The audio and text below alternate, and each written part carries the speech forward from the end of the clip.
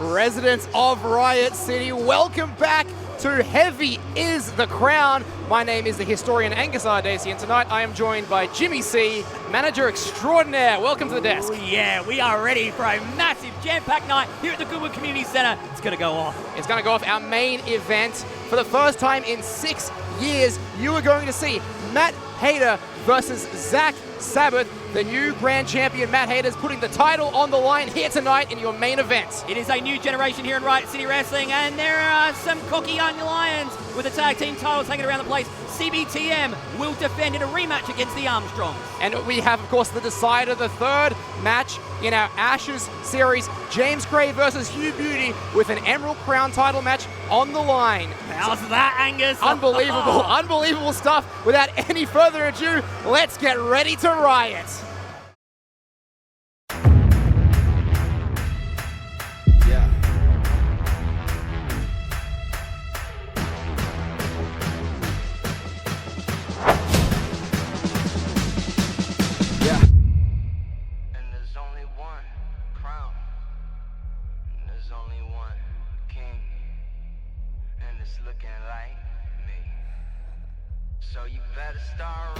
Tonight, after an epic 300th event, Riot City Wrestling returns to the Goodwood Community Centre as we prepare to make more history.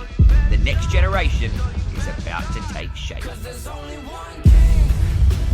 Now, if you're starting a new era, that means brand new opportunities.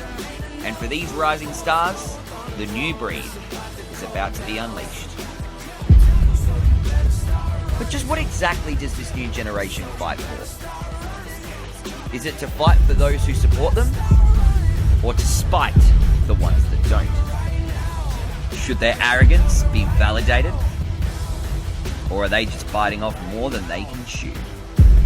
So boys, if you come for the king, try and not miss. Because heavy is the crown.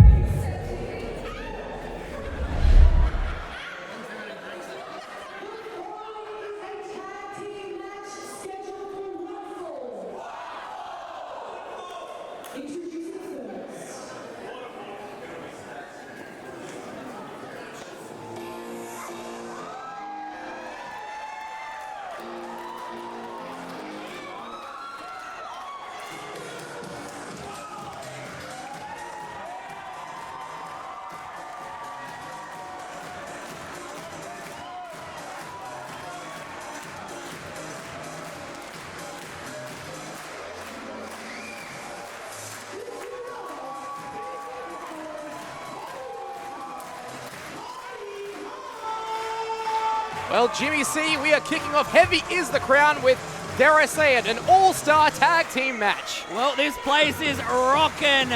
We've got two teams that are in the hunt for the RCW tag team titles. The last time Party Hard kicked off an event here at the Goodwood Community Centre, they came up with the losing end against the now current RCW tag team champions, CBTM. Let's see if they can do better tonight, Angus. Yeah, that's right. They were on the losing end of that one. Of course, in recent months, they've come into it with Katie, Trey, and SWAT. We'll talk all about that in a second, but let's just enjoy the fact that we are starting with Banjo Powers, Party Guy Ty. I love these guys. You would. I mean, I've never seen you at a party, mainly because you don't get invited to them, but the crowd seems to love them.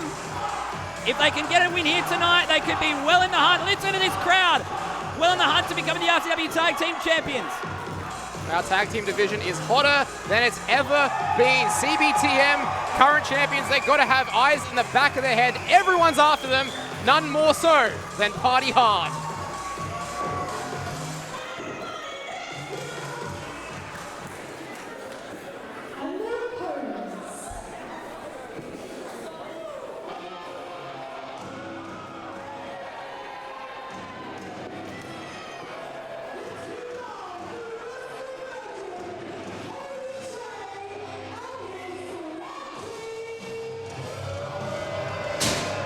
Well, Katie, Trey, and his SWAT team have a bone to pick with Party Hard. Of course, Katie Trey thought he'd take the night off at our last Mean Street Mayhem event when he was up against Haley Hendricks, but Party Hard coming to her aid, had a huge 6-person tag team match, and Katie Trey got pinned by Haley Hendricks. One of the most shocking results of the year. The rookie Haley Hendricks pinning a former RCW champion. Party Hard had to stick their nose in business that didn't concern them whatsoever, Angus. Tonight they paid for it in the form of the numbers game. It's 2-on-3 out there. No matter how you slice and dice it, Party Hard are up against the numbers. And Katie Trey showed us just how much he wanted to kill the party, capturing that pinata, and we saw what he did with that on social media during the week. We've seen the remains come out as one of the SWAT members was carrying the head of that pinata. They want to carry the heads of Banjo Powers and Party Guy Ty by all said and done here at Heavy is the Crown. Yeah, I believe for those playing at home, SWAT 1 standing on Katie Trey's right, SWAT 2 on the left. You're like the only person who knows this, by the way. I don't know how. You know, the SWAT guys, it's very important that you get them correct. Katie Trey, he personally harassed me about that early on. So that's his boys. That's his sons.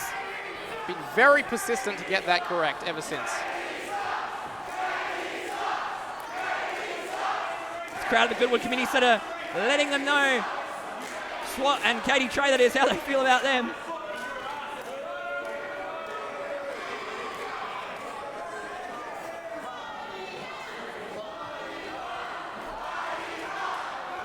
This is definitely a partisan crowd here tonight for Party Hard. Yeah, split right down the middle, saying Katie Trey sucks and go Party Hard. Well, we're about to get set for some awesome tag team action here. Ring the bell, Jimmy C. Heavy is the crown kicking off here. We have SWAT 1 in the ring with Banjo Powers. Last year at this event, we had the final match of Delta here in Australia. What history will be made at Heavy is the Crown 2025? We're about to find out. Well, what an event that was. I mean, every Riot City event is one to be at. We have a capacity crowd. We are sold out here tonight, Jimmy. Look at this. Gives you goosies, doesn't it, Angus? Oh, absolutely. Banjo Powers just getting the crowd behind him here at the start.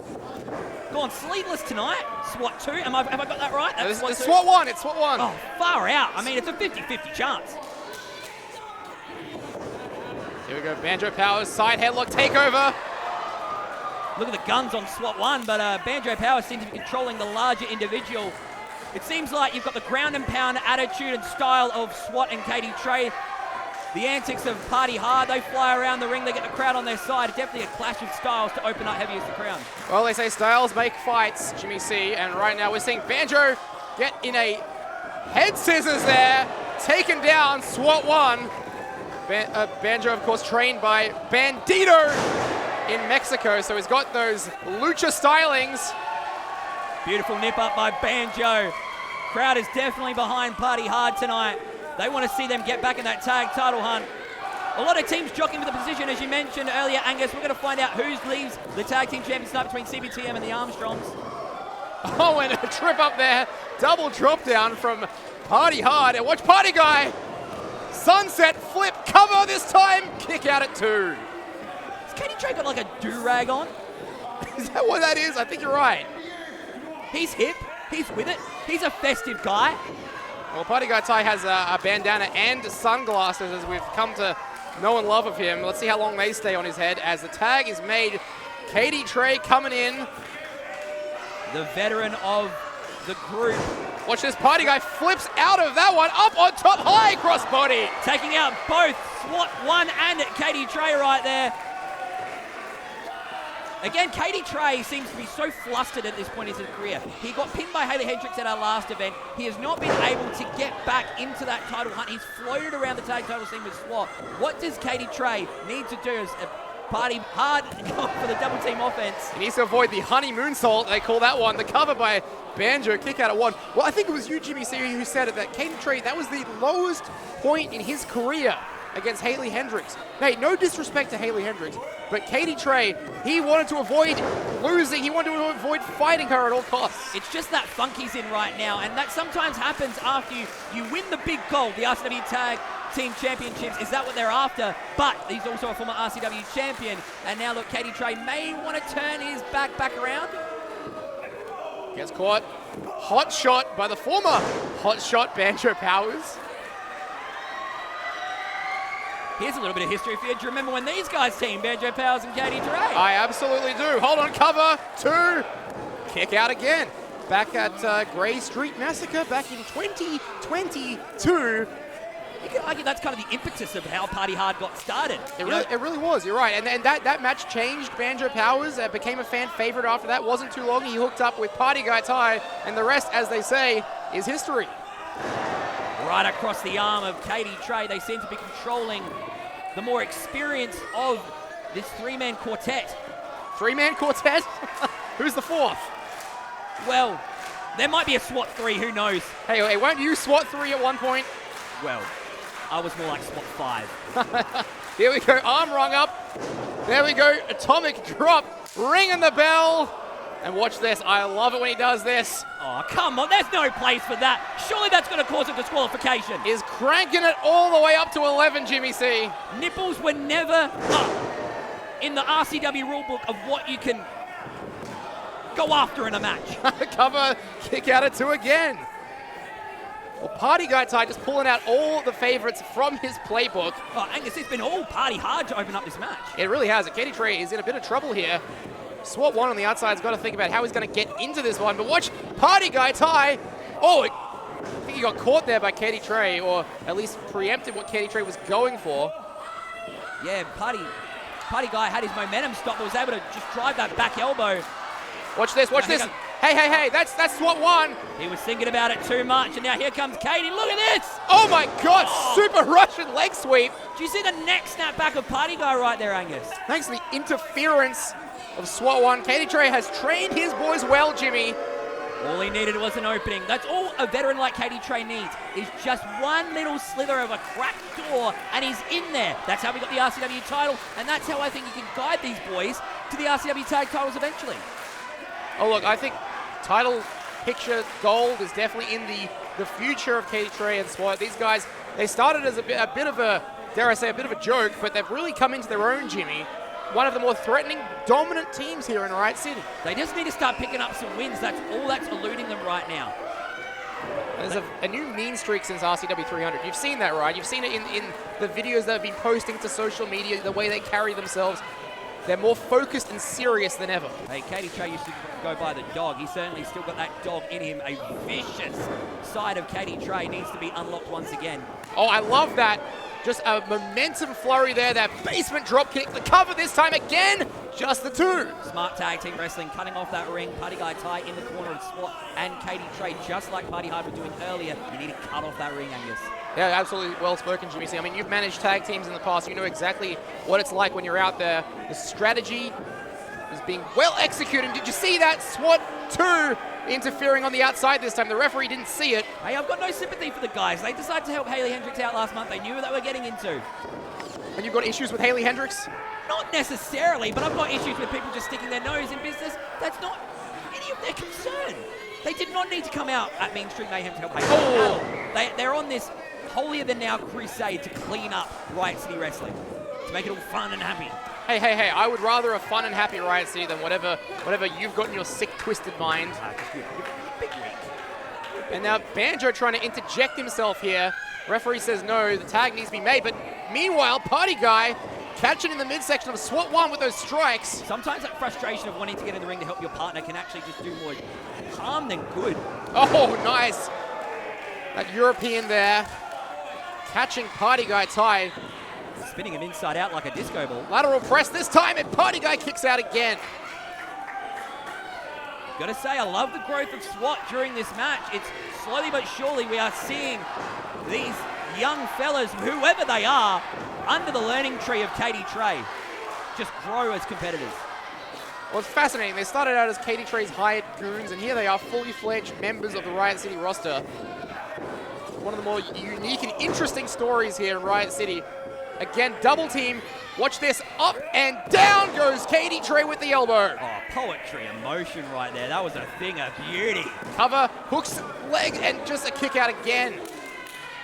Wow, Party Guy determined to keep kicking out.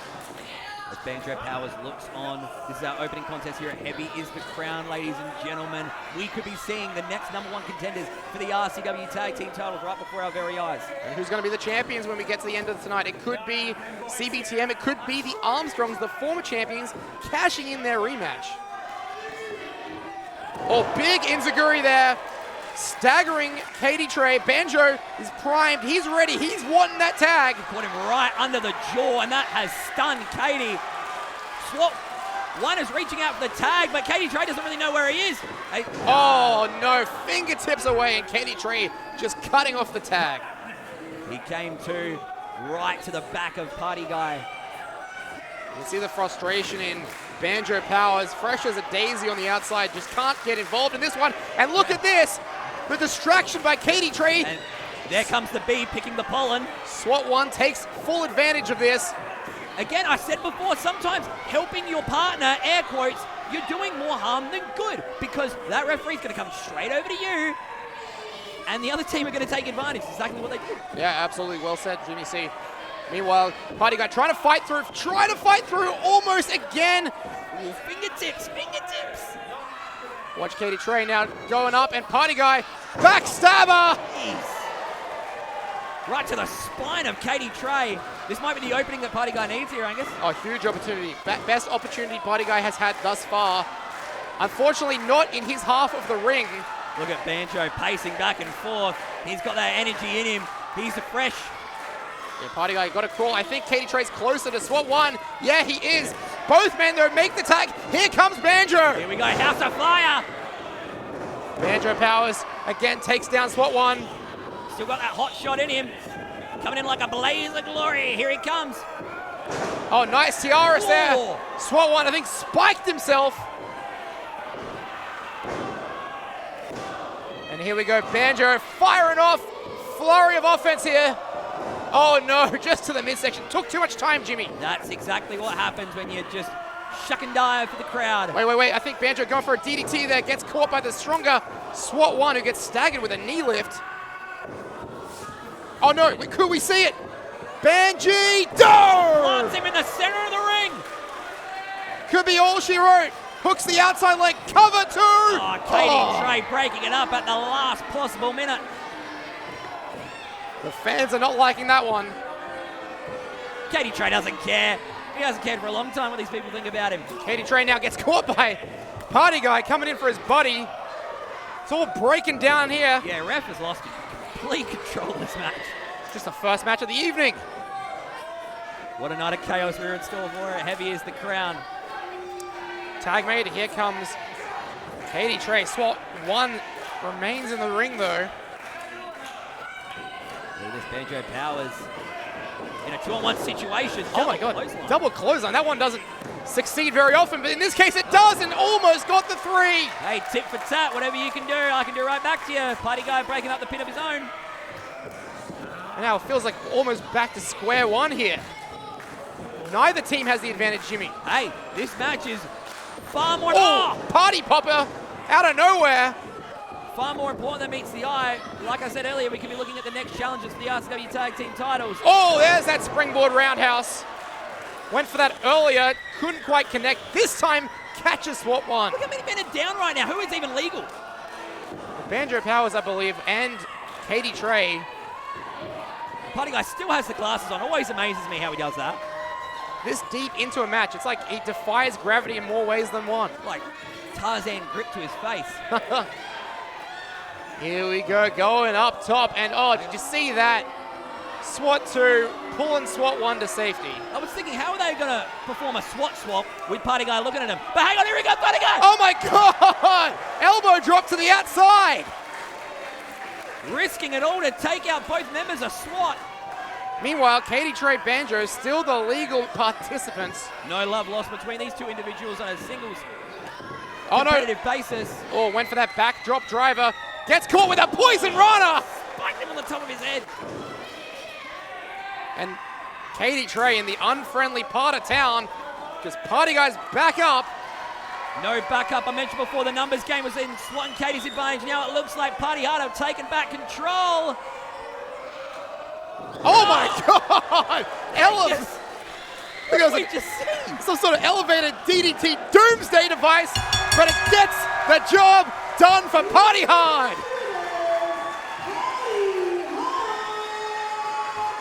A doomsday DDT. We got the doomsday drill coming up later on, but that, what a heck of a closing move right there. whip and run out, right out of the party book. Hey, that's the first time they've hit it. I think that one's going to stay in the repertoire because that was awesome. Party Hard victorious here in our opening contest. Huge ramifications, I believe, for the tag team division, Jimmy. Angus, where does this leave Katie now? You thought what happened last month at Mean Street Mayhem was something. How just fired up is Katie Trey going to be now that he's lost again here at the Goodwood Community Centre? Look, it's going to be interesting. Of course, coming up in October, we've got the Riot City Rumble. Maybe Katie Trey needs to set his eyes on the biggest prize of all, because what's left for him? You said it right. He lost to Haley Hendricks. He lost to Party Hard right now. Katie Trey, I agree with you.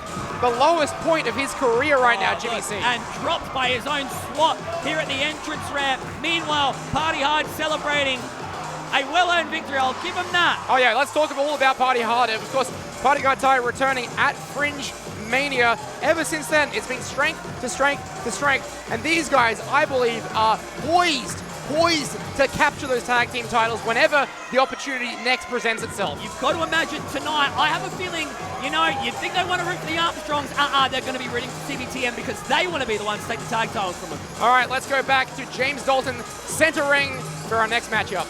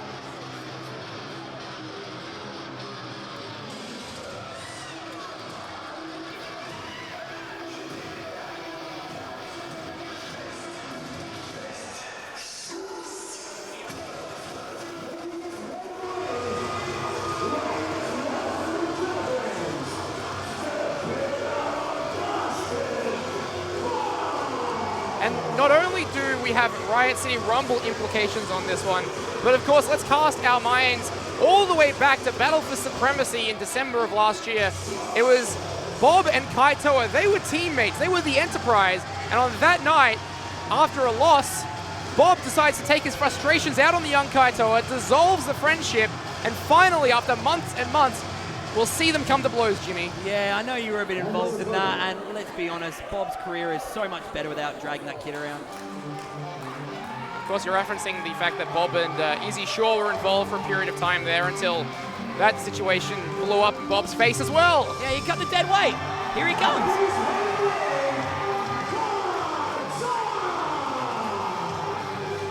Well, the young man, Kaitoa, coming out here to face off against his former tag team partner.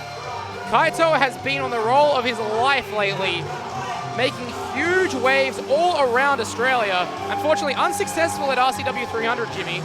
Well, the old adage is, Angus, you always want to be number one. Tonight, you want to be anything but. For Kaitoa and Bob, the loser will enter the Riot City Rumble last. And Kaitoa, I believe he still has just something in his heart about Bob. He feels like it was sort of a father figure to him in the Enterprise. And the fact that Bob just didn't concede to Kaitoa's ways, you know, this generation, you have to do everything right, you have to do everything by the book. It's kind of rubbed Kaitoa the wrong way. Well, look, can you blame Kaitoa? He's never had a real chance to get his comeuppance back on Bob since that night. And that was 8 months ago. 8 months of frustration for someone like Kaitoa, who's chomping at the bit for competition. you got to know tonight he's going to go 100% all out, because if he loses, he has the toughest draw of all. Number 1, the Doomsday draw in the Riot City Rumble. The path to the RCW Grand Championship will be hell for one of these men, whoever walks out the loser.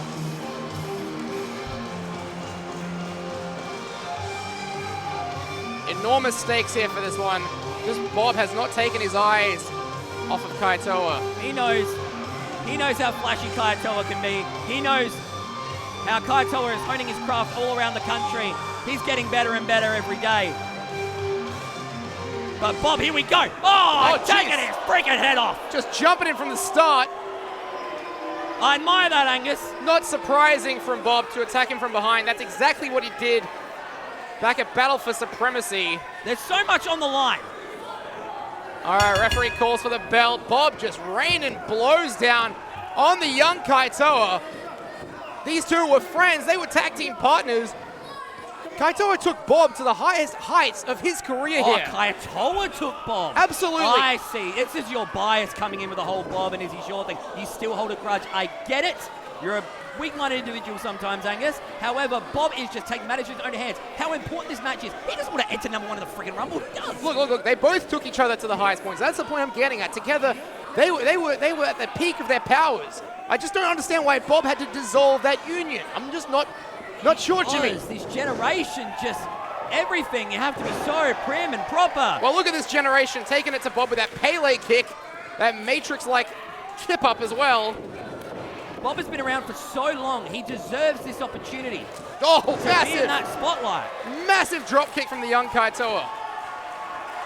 Well, look, Kaitoa, the wind is in his sails. His tail is up. Here he goes. Right now, Bob able to.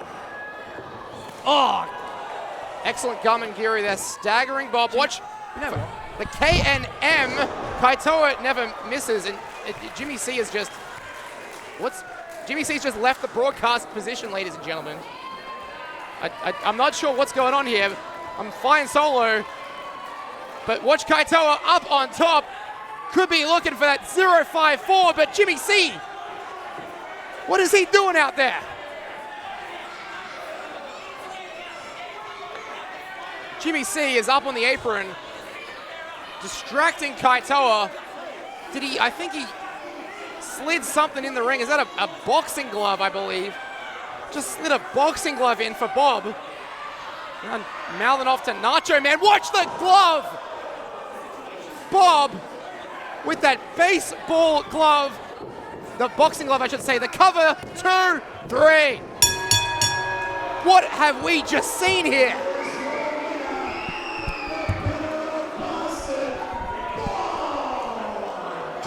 Oh, look. Bastard Bob victorious, but you have to say thanks to the help of Jimmy C, who only moments ago was sitting here on commentary with me. What is this all about? We saw that there was a friendship, or at least a union forming in some of those backstage interviews, but I never thought I'd see this. Although I suppose it makes sense. Jimmy C has been without a client for quite some time now. And we could be looking at his latest acquisition. I'm not sure I pictured these two together. I'm not sure what they have in common, but clearly their interests have aligned. And now you got to wonder what's next for Kaitoa. Surely a rematch is in order. Surely Kaitoa deserves another chance at Bob. That was just caught him completely off guard. And now the young man makes the long walk back. Well, anything can happen here at Riot City Wrestling, ladies and gentlemen. We have just witnessed Bob defeat Kaitoa. We have just witnessed Jimmy C, of all people, coming out to Bob's aid. Where do we go from here? Well, I'll tell you where we go. Coming up next, we have an all-star, huge three-way triple threat match. We're going to have Red Smash, we're going to have Ben Braxton, and we're going to have the returning Kit, a guy we have not seen in Riot City Wrestling quite some time. In the meantime, though, let's go back to centering. Let's go back to Layla.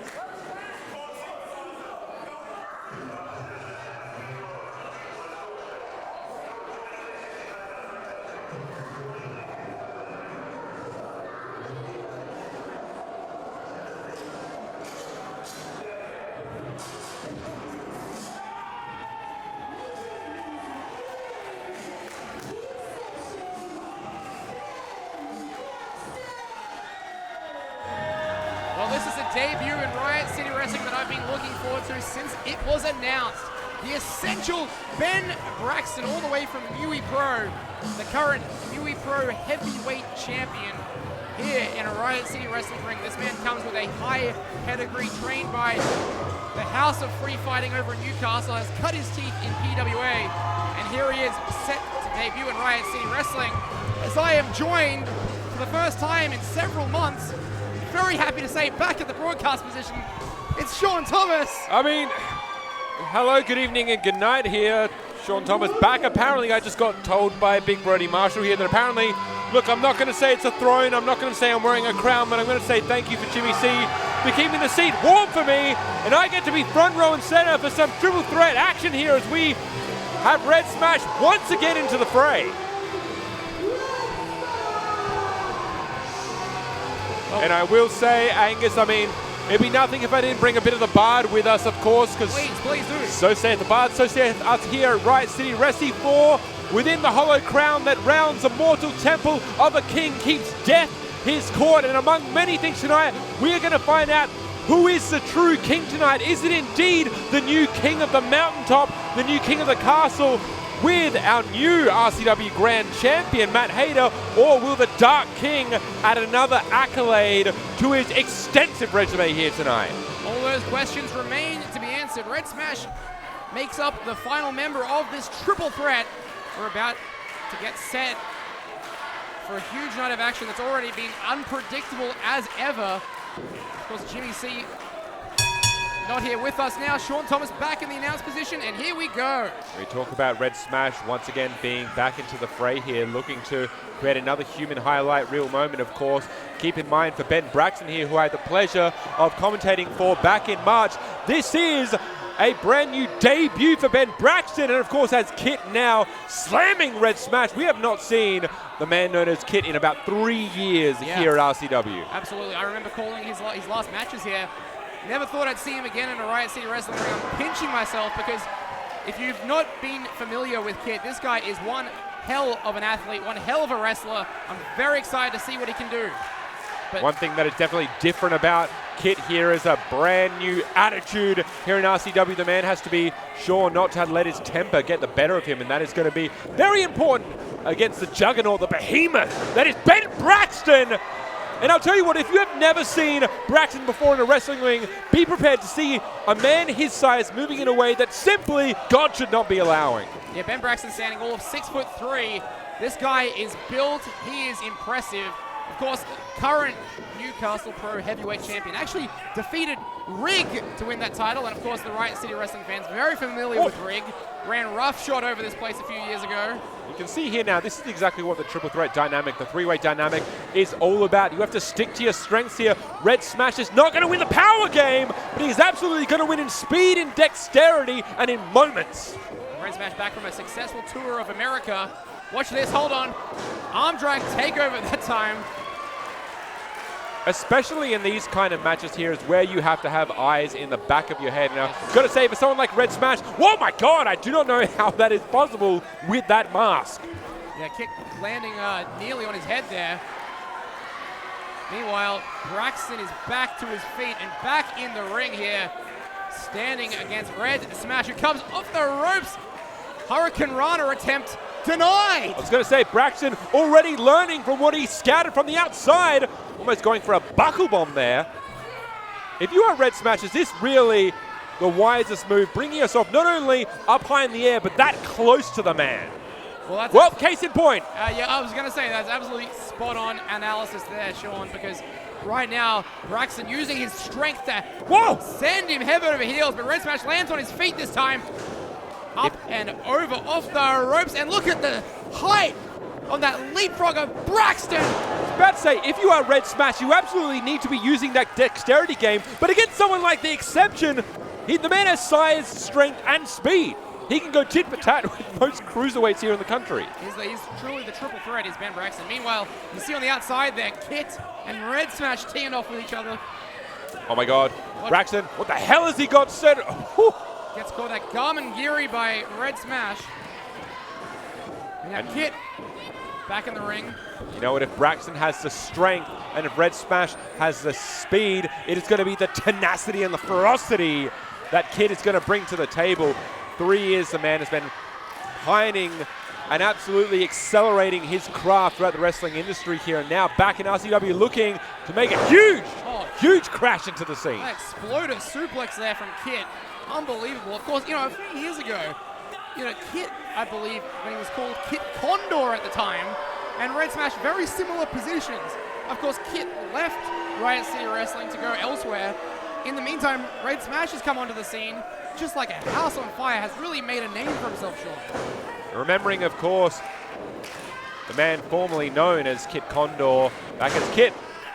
Prolific tag team wrestler in his own right with Chase Magnum, of course, now absolutely flourishing as a solo wrestler. And this is the thing, Kit needs to be careful now to not let his ego get the better of him. Not just the aggression, it's the ego there that maybe is hubris. And Red Smash now lighting up Kit's stomach. Red Smash trying for this one again. Braxton, though, Red Smash deals with him, but Kit has Red Smash in a precarious position. Oh my God! Holy hell!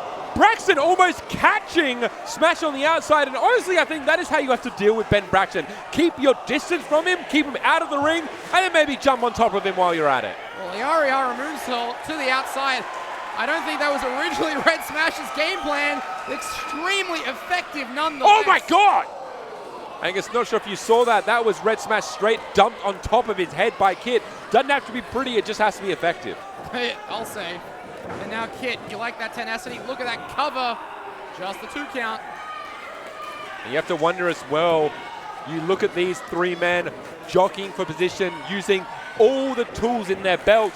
And the fact of the matter is, a win here means that the brass, and I'm talking about Big Brody Marshall, who I saw just not too long ago, is going to be watching intently here, potentially looking for a juggernaut driver.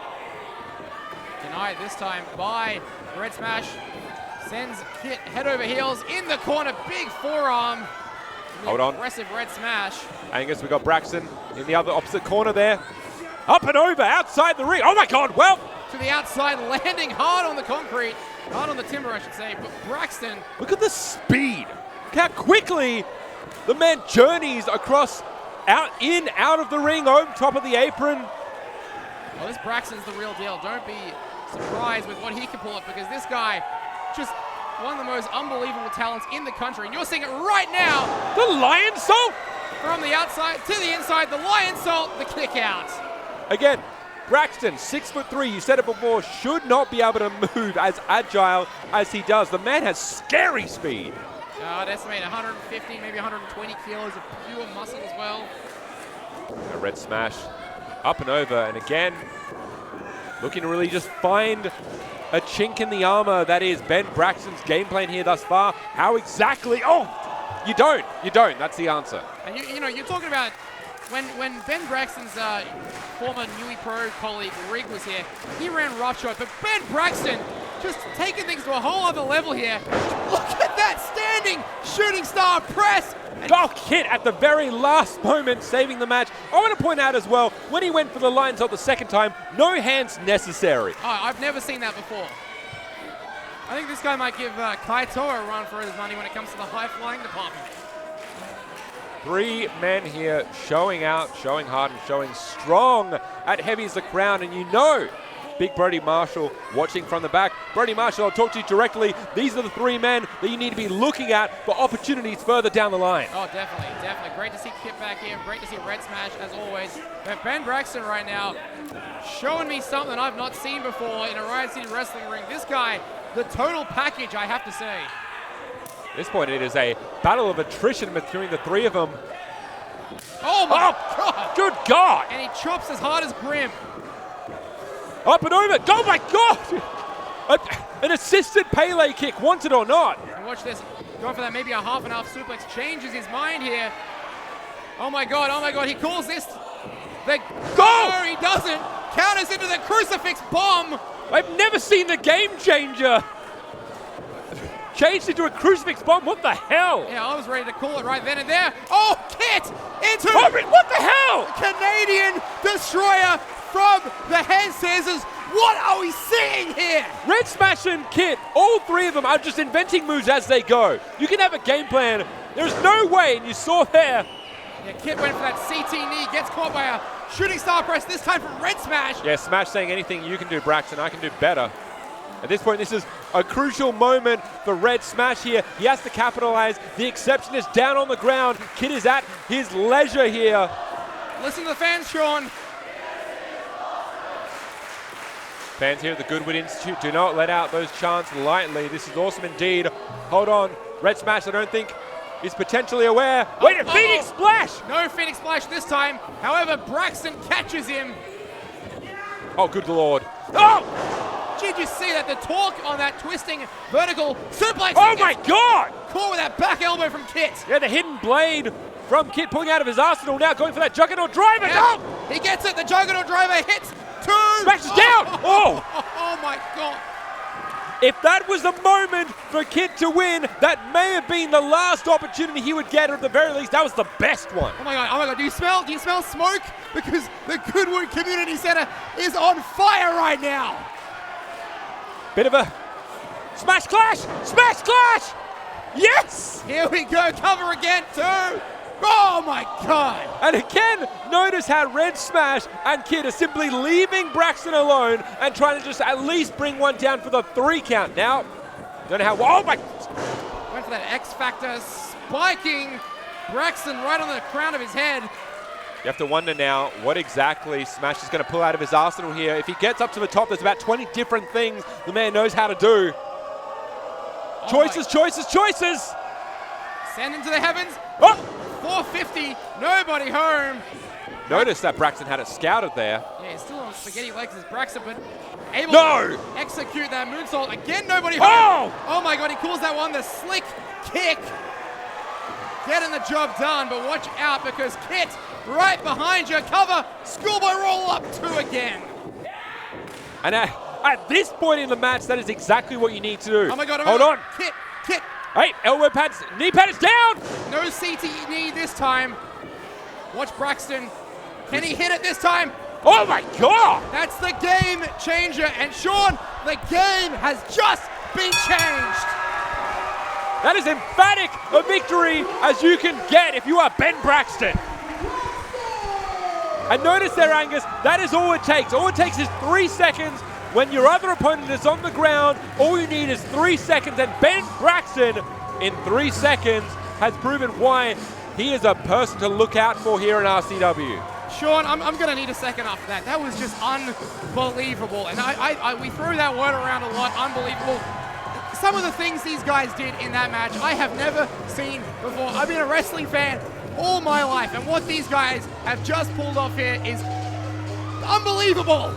Simply, it doesn't matter where you are on the card here tonight at Riot City Wrestling. It is always about showing up and showing out. And what you're finding here is it doesn't matter if you're Katie Trey and the SWAT. It doesn't matter if you're Party Hard. It doesn't matter if you're Ben Braxton and the rest. You are looking to simply put, be different and stand out. We are back at the Goodwood Community Center. Zach!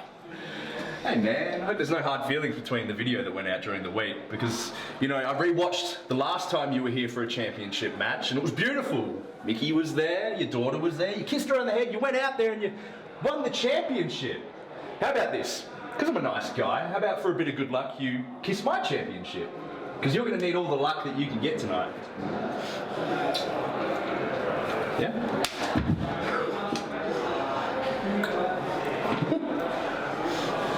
Good luck out there. Don't need it.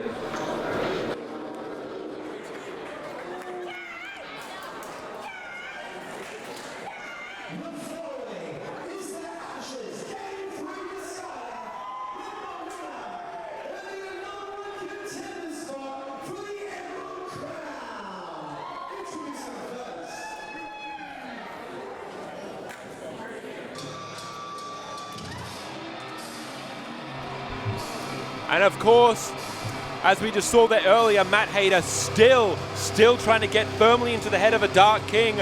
And that's just a short while away, but for now, it's trilogy time, baby.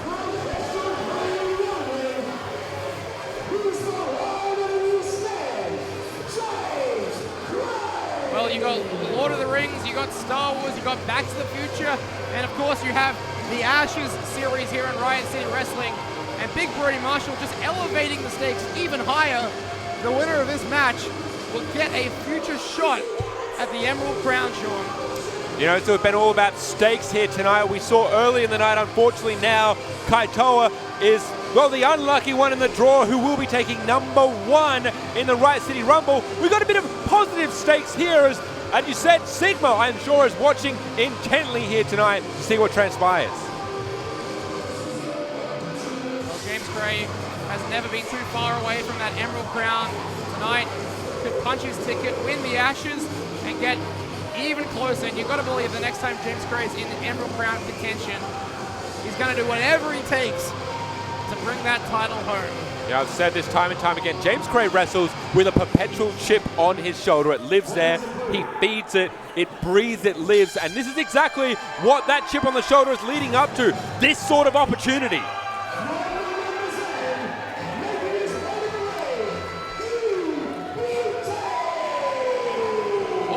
Always a great reception for Hugh Beauty here in the Goodwood Community Centre. Of course, Hugh Beauty, he was victorious in that first match of the Ashes series. James Gray was victorious in the second, which brings us here tonight, the decider, the rubber match, Sean. Who you got?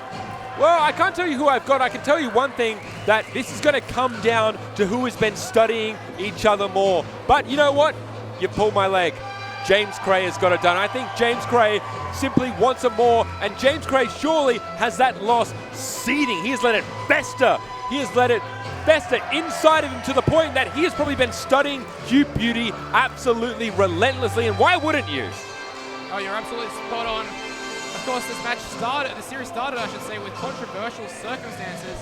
James Gray reckons he never tapped out to Hugh Beauty. Of course, we'll never really know the truth behind that one. What we can tell you is it's level playing fields with all the marbles on the line. Well, that's it. It is Indian Deathlock versus the Ron Miller special here.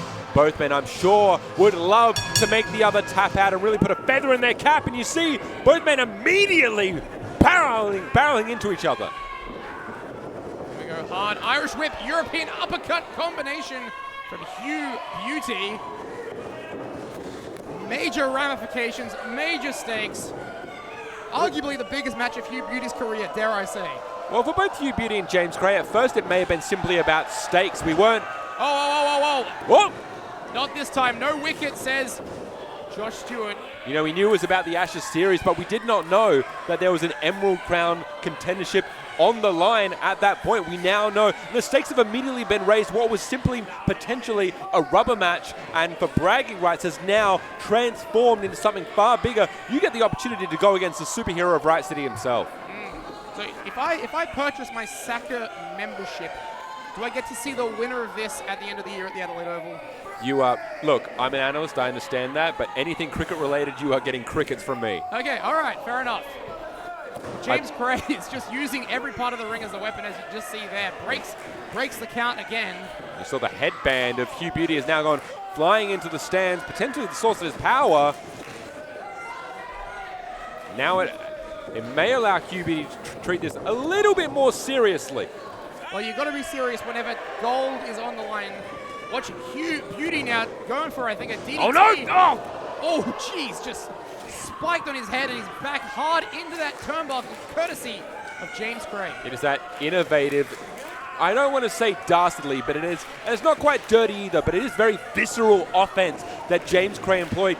Case in point, he uses the corner as his friend. He uses the apron as his friend. Anything to really put the stink, the extra pain on his opponent. Oh, definitely. James Gray is crafty. He's a ring general, been at this almost 10 years now. So he knows what he's doing inside that squared circle. I believe his 10-year anniversary coming up in October, if I'm not mistaken. So he's got to be looking at the horizon for that one, Sean. You know, James Gray has spent some time in Japan. He has been honing his craft time and time again, trying to better himself and trying to force opportunity, force those chances, and force people to recognize him. Yeah, James Gray under the tutelage of Taka Michinoku and the Just Tap Out Academy. I believe he's heading back to Japan very soon as well. Wouldn't he love to head back to Japan as the winner of the Ashes? And maybe even the Emerald Crown holder. James Cray versus Sigma. Hell, Hugh Beauty versus Sigma. Both men that Sigma has not faced, at least for the Emerald Crown. At this point, of course, we are going to see Sigma later on tonight.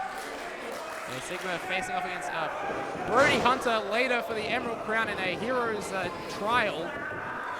But watch this now. Going, I believe... Hold on! Is that the Indian Deathlock immediately! That is the Indian Deathlock. Hugh Beauty has that one in, but James Cray's got the ankle, twisting the ankle this time, reversing. Reversed! And Hugh could tap out here. He's got to get to the ropes. He's fairly close, and he gets there. I was going to say, unfortunately, not in the center of the ring, not in prime positioning to have your opponent tap out, and that is unfortunately something that you need to be wary of, is where exactly you have your opponent in the ring at any given time, especially if you're hell-bent on making them tap out. James Cray just arguing with the referee there. Maybe thinking the count didn't need to be broken, the hold didn't need to be broken. James Cray got to make sure that he doesn't fall into circumstances like we saw in the first match, where the referee called it as a submission, Sean, but James adamant he did not tap out. Cray is not looking to make the same mistake twice, and you can see here he's taking prime opportunity when he sees it like a shark smelling blood. He is now attacking the lower body, the knees of Hugh Beauty, which may already be injured. Well, James Cray has worked surgically on those legs of Hugh Beauty in the last two matches these guys have had. Continuing that focus, continuing the punishment is James Cray. You know, notice there as well, James Cray was fully aware that Hugh Beauty was already at the ropes, but he utilized the 5 count because he knows every second counts, every strike, every wallop is just going to simply chip away at your opponent. Oh, James Cray knows exactly what he's doing. He's got a game plan. He definitely has not strayed from that game plan. And you can see here, Holdog gets caught by Hugh Beauty, but James, again, has an answer for everything tonight, Sean. Yeah, James Cray has really been on top in the dominant position for the majority of this match here. Hugh Beauty is really going to have to focus on that heart, focus on that will to survive and to endure. He's really going to have to use the focus of the crowd here, potentially hoisting up James Cray. In that 5-man's carry position, there we go, slamming Cray down to the mat. Watch Hugh Beauty off the second rope, the springboard elbow drop right to the heart of James Cray. The far leg is hooked and a 2 count only. Hugh Beauty is a very interesting case here in RCW. He has a very eclectic moveset. He's not entirely a high flyer, not entirely a technician, not entirely a submission specialist. He dabbles in each one of them, and really he does become a difficult opponent to really study for because he kind of switches between those modes depending on who he's facing. In cricket terms, Sean, we call that an all-rounder. Thank you. You see, he'd be batting probably at number 6. Could bowl some pace, maybe a little bit of spin too. I think myself and James Cray share the same appreciation for cricket. Oh! Vicious lariat. Yeah, absolutely. James Cray, though, cover this time. Outside leg hooked again. 2 count, says referee Josh Stewart. One of the first pinfalls here in the match as we're finally trying to maybe stray away from that submission maneuver and simply look for the win, look for that pinfall victory, whatever it takes to call yourself, to be able to crown yourself the #1 contender for the Emerald Crown. Well, James Cray has been so close to that Emerald Crown title time and time again. He was in the inaugural C4 Absolute Grand Prix. He was a finalist in the 2022 edition of that tournament. And you can see the frustration by James Cray that he has not won that title yet, and he's probably putting all the pressure he can right now on Hugh Beauty. Cray is taking the opportunity to trash talk his opponent. Psychological warfare on top of physical damage. And really that is the MO for James Cray. Whatever you can to batter your opponent, even if that's simply talking some smack. James Cray never one to let people wonder what he's thinking. He'll tell you what's on his mind. And Hugh Beauty fighting through here. At that point, that's really all you can do in that sort of submission. James Cray forcing all of his weight down on what I believe is the left knee there of Hugh Beauty. And really, you just have to fire your way out. Hugh Beauty up to a vertical base. James Cray gets caught there by Hugh Beauty with that short arm clothesline. Hugh Beauty firing up. He's favoring that arm this time. Really, it's how long can you ignore the pain? How long can you focus on adrenaline and use that to push you through? Oh, dragon screw, leg whip from Hugh Beauty. He's targeting the legs as well. Don't forget, going for that Indian deadlock. And notice, center of the ring. Center of the ring, Angus. He's got that perfectly in.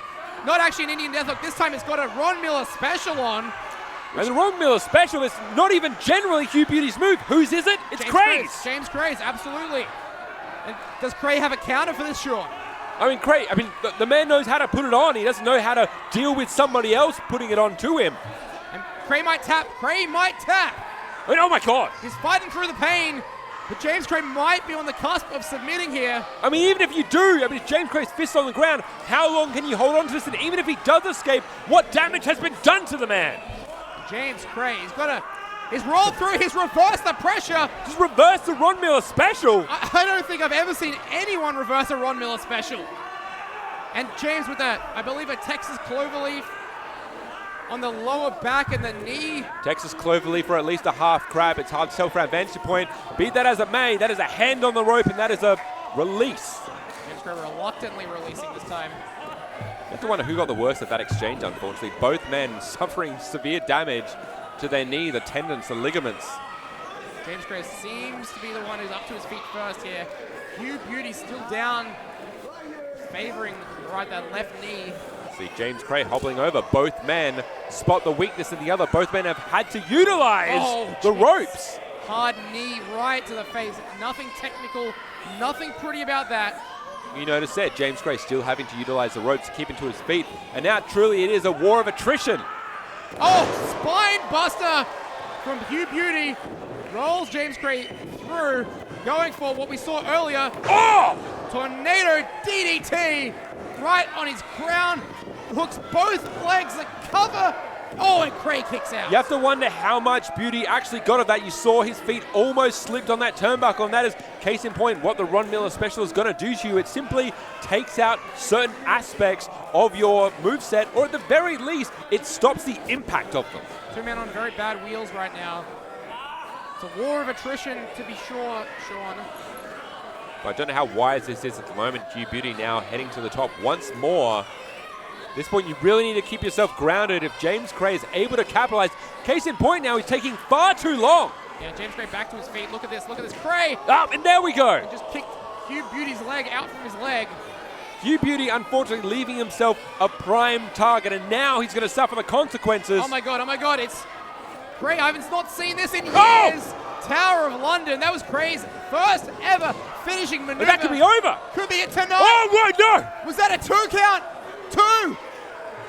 Was that 2? Sean, was that 2? It seems like I'm seeing the left shoulder of Beauty up, but more to the point. Fans saying that was 2. There you go. At least popular opinion here says that that was a 2 count, and be that as it may, the bell has not rung. This match is going to continue. You could argue now 2 decisions have not gone in James Cray's favor.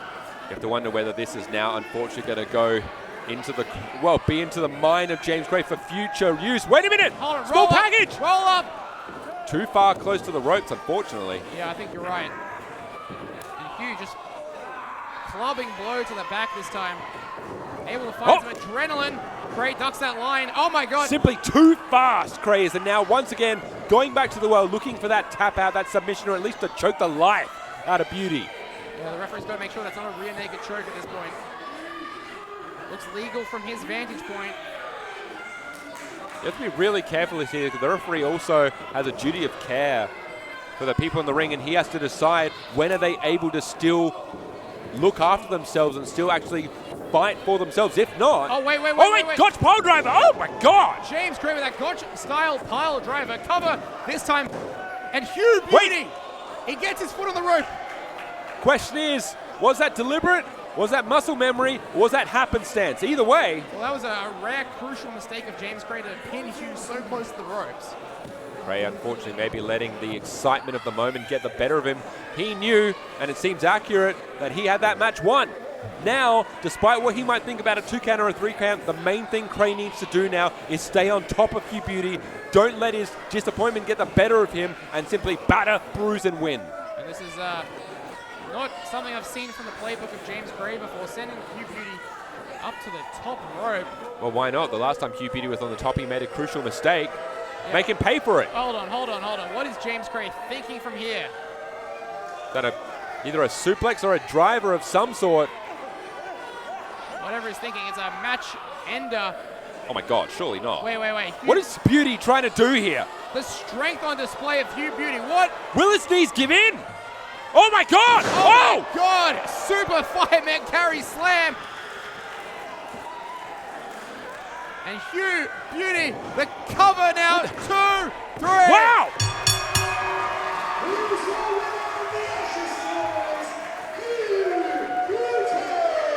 Unfortunately, what was initially a mistake for Hugh Beauty turned into a mistake for James Gray, and the man capitalized. Well, that was just James Gray's frustration getting the better of him, but take nothing away from Hugh Beauty, the victor of this match, the victor of the series, the #1 contender to the Emerald Crown in the biggest match of his career. Hugh Beauty's victorious. And waiting in the wings, we know, surely is the Emerald Crown holder himself, Sigma. Hugh Beauty's trials and tribulations are far from over. He has the ashes, but he does not have the emerald and gold. That's right, Hugh Beauty's going to be studying that match tonight between Sigma and Brody Hunter very, very closely, because the winner of that is sure to be Hugh Beauty's future opponent for that Emerald Crown. But Sean, we've got so much more to come. We'll see the Tag Team Championship on the line. We will see the Grand title on the line. Don't go anywhere. We'll be back right after this.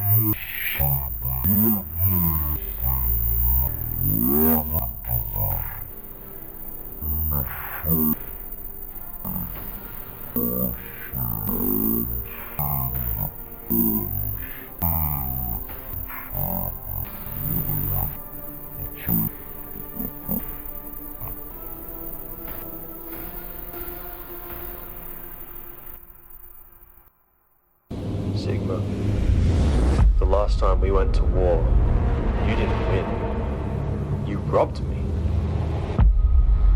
I fought with everything that I had. And yet, in a moment of weakness, I exposed you for the villain you are. But this time, things are different. Because now, you're not just standing in my way, you're standing with something that I want. As heavy as the crown, there's nowhere to run, nowhere to hide, just you, me, and a cold reckoning. You may hold the crown today, but soon the people will see. And when the ice finally cracks beneath your feet, the Emerald Crown will be mine.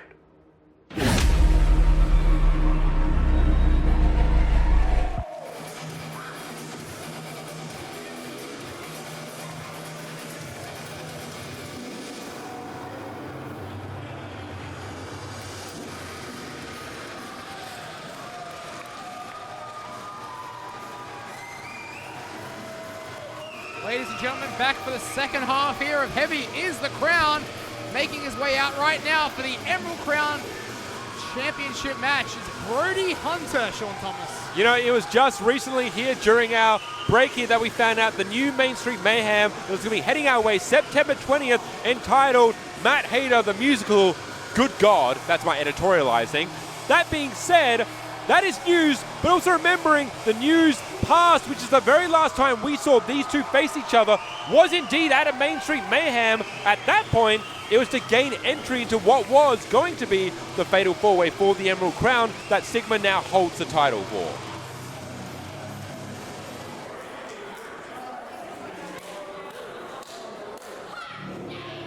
And Sean, I know you're a big fan of this gentleman. I spoke to him backstage about this matchup. I said, Sigma, this is an open challenge, but you've elected Brody Hunter as your opponent here tonight. He said, if you saw what I did against Brody when I didn't know he was my opponent, what do you think I'm going to do to him when I've had time to prepare?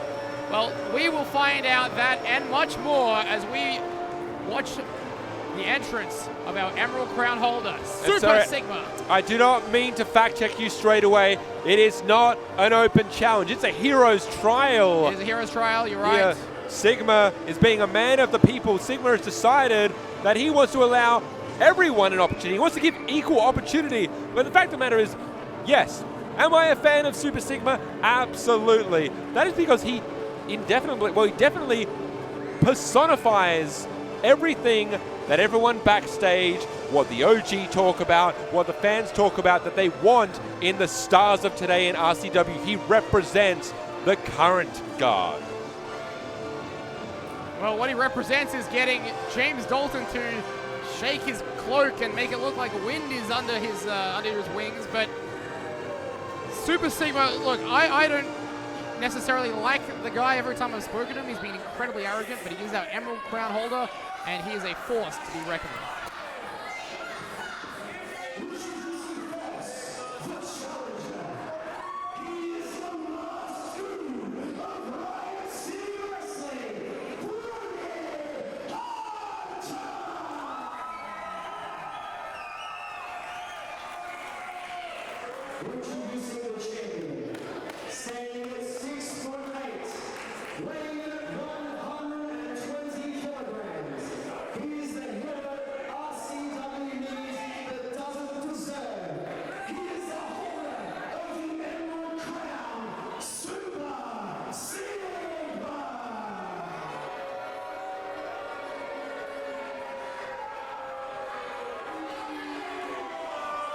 Well, the in-ring introductions out of the way.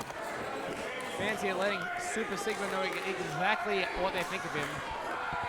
I got to say, it is not very often here in an RCW ring that you see an individual that compares to the size of Sigma. Brody Hunter is a big boy.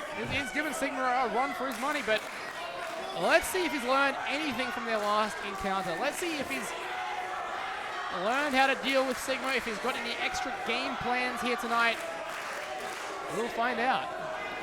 For Sigma here, ever since that he has now gained control of the Emerald Crown, there's a newfound sense of confidence. There's a newfound sense of solidification of his place here in RCW. And an overconfident Super Sigma is a dangerous Super Sigma. Yeah, it's a sense of purpose, I believe, Sean, because Sigma, he said he was the hero that RCW needed, but not the one it deserves. And I think he's changed his mentality on that. He's really a hero for himself, and a hero needs gold, and that gold is the Emerald Crown. And notice here, straight away, Sigma looking to get firmly, not only into the face of Brody Hunter, but into the head of the Vigilante himself. And he is not going to go lightly. He's not going to go easy. He now knows what Brody Hunter is all about. We saw back at Main Street Mayhem there, Brody Hunter gave as good as he got. Yeah, Brody Hunter looked incredible. One of his first matches here in Riot City Wrestling. Being going at it less than a full 12-month cycle, already impressing Big Brody Marshall, impressing Sigma. Let's see what he's got here. See, straight away, now Sigma ordering across the ropes. Both men unable to really knock each other off their feet, and that is kind of the tail of the tape for these two so far. Yeah, waistlock now transitioned into the side headlock by Sigma, who comes off the ropes again, shoving down Brody Hunter. Yeah, speaking of tail of the tape, of course, similar heights, I would wager similar weights here, but the big fundamental difference between the two is that experience factor that Sigma has in spades. He's been a part of the RCW family for a number of years here. Brody Hunter, as you've mentioned, is cutting his teeth, really, depending on how many teeth he has left if he has that hockey background, but be that as it may. A chop to the chest of Sigma, follows up with another one. So Sigma does have some sort of protection there, I think, with that top he's wearing. So Brody's got to lay him in extra thick if he wants the desired effect. So the same protection that Brody Hunter has on his face here, and now it's exactly, there you go, the only part that is really out in the open are the eyes. Sigma, wisely, whether you like it or not, is breaking the eyes and taking away the ability for the man to see the superhero coming. And it shows the experience Sigma has learning from these last encounter with Brody Hunter. Let's see what else Sigma can do here as he whips Brody hard into the corner. Follows up with a head of steam. Whoa. Gets caught to the outside. The strength to be able to whip Sigma up and over, and now, and again with authority, Sigma just enforcing his will upon Hunter. On a very rare moment here. Oh my God, Sigma damn near 7 feet. We saw Ben Braxton earlier, but Sigma makes it look so easy. There you go. We've answered a question. Sigma can fly. He really can't cover though. Got caught with the roll up, and that's what Sigma has to be careful of. Doesn't want too much posturing. That vicious lariat that Sigma uses to perfection here. Early cover now, and this is the thing. I think Sigma knows for a fact that that is not going to garner the 3 count. However, what Sigma knows is each time you pin the young man to the mat, you force him to exert more energy, expend more energy, and that's going to make him right pickings later on. And we haven't really spoken about it yet, but Hugh Beauty, current #1 contender, because he defeated James Curry, of course, in that Ashes Best of 3 series earlier tonight. You got to think, is he watching this one with intent, Sean? It was definitely roles reversed. You know Sigma was watching that match like a hawk, and now Hugh Beauty, I would very much hope, is doing the exact same thing, and I have to wonder, is there any sort of split focus, or is Sigma able to compartmentalize and simply look at here and now the task in front of him? All right, watch Brody Hunter. Here we go, off the ropes. Oh my God! Tope con here low, right to the outside, over the top rope goes the big man. The tall men of RCW need to stop flying around like they're cruiserweights. What the hell is in the water here? Jeez, everyone's taking to the air tonight. They know it's a sellout here at the Goodwood Community Center. You want to do whatever it takes to get the job done tonight. Now Brody Hunter and Sigma both on the outside. We're now in uncharted territories for this match as the action spills across, and now we have everything at our disposals here. That's right. Don't forget, Emerald Crown match, so 15 minutes on the clock. We're down to just under 11 minutes now. Still over 2/3 of this match to go. Judging by the pace of these two guys, I don't think we're going to get there, Sean. Hold on. One way or another, we're going to see this one. Oh my God! Oh, Jesus! That finishes men in the ring, and Sigma has just used it to rocket launch Brody straight onto the apron. The Vigilante now pushed straight to the center of the ring. Remember, this is 1 fall to a finish inside the ring. Could be over right here. Cover kick out by Brody Hunter. I think Brody was a fortunate recipient of some extra time there, as the time it took to push the big man into the ring. At least it allowed a bit of time, but you see as now he's holding his back, that lower back has to be exposed, and it has to be unfortunately compromised. And that was an awesome dive to the outside, but you've got to think the landing as well has only done more to further exacerbate it. Here we go now. Brody Hunter gets caught by Sigma, just plants him hard on the mat. Potentially looking for those. It's all doom and gloom here as Sigma comes forward for a fist drop, and Brody wisely has it scouted this time. Sigma gets caught this time. 5-man carry, position slam to the mat. And this is the thing, you mentioned it earlier, and this is an aspect that potentially gets overlooked in matches for the Emerald Crown. We have those 15 minutes on the clock. We're now, what, just shy of 9 minutes left. That automatically dictates the pace of a match of this caliber. You need to have that stamina, and more to the point, you need to be okay with the fervor and everything going just a little bit quicker. Well, with the strength of these two men, with the match going the way it has, like I said, I'm not sure we're going to get to 15 minutes. And Sigma doing everything he can to end it way sooner. Bringing up that arm, going to the top rope here, Sean. What is something that Sigma has used to his benefit? He likes to finish matches early. He likes to go high impact. Oh, we've seen this before from Brody. Oh my God! That choke slam, added authority there. I mean, Sigma is down for the count here. We may have a new Emerald Crown holder. We could indeed. Oh my God, kick out at 2. Imagine Brody Hunter, your new Emerald Crown holder, and then we have Hugh Beauty versus Brody Hunter waiting in the wings. Hey, I'd be more than happy to see that. Hey, I'd be more than happy to see that at a show called Matt Hayter the Musical or the Riot City Rumble. So much going on here in Riot City. There's a little bit of time, unfortunately. I think Brody Hunter, hold on, Sigma had a scouted this time. Distracted the referee for a second, but Brody, wise to Sigma, Oh, jeez, but not wise enough. See, I was going to say, Brody Hunter remembered everything from last time, knew the low blow was coming, Oh. but Sigma just 3 steps ahead. That crucifix, powerbomb, and that will do it.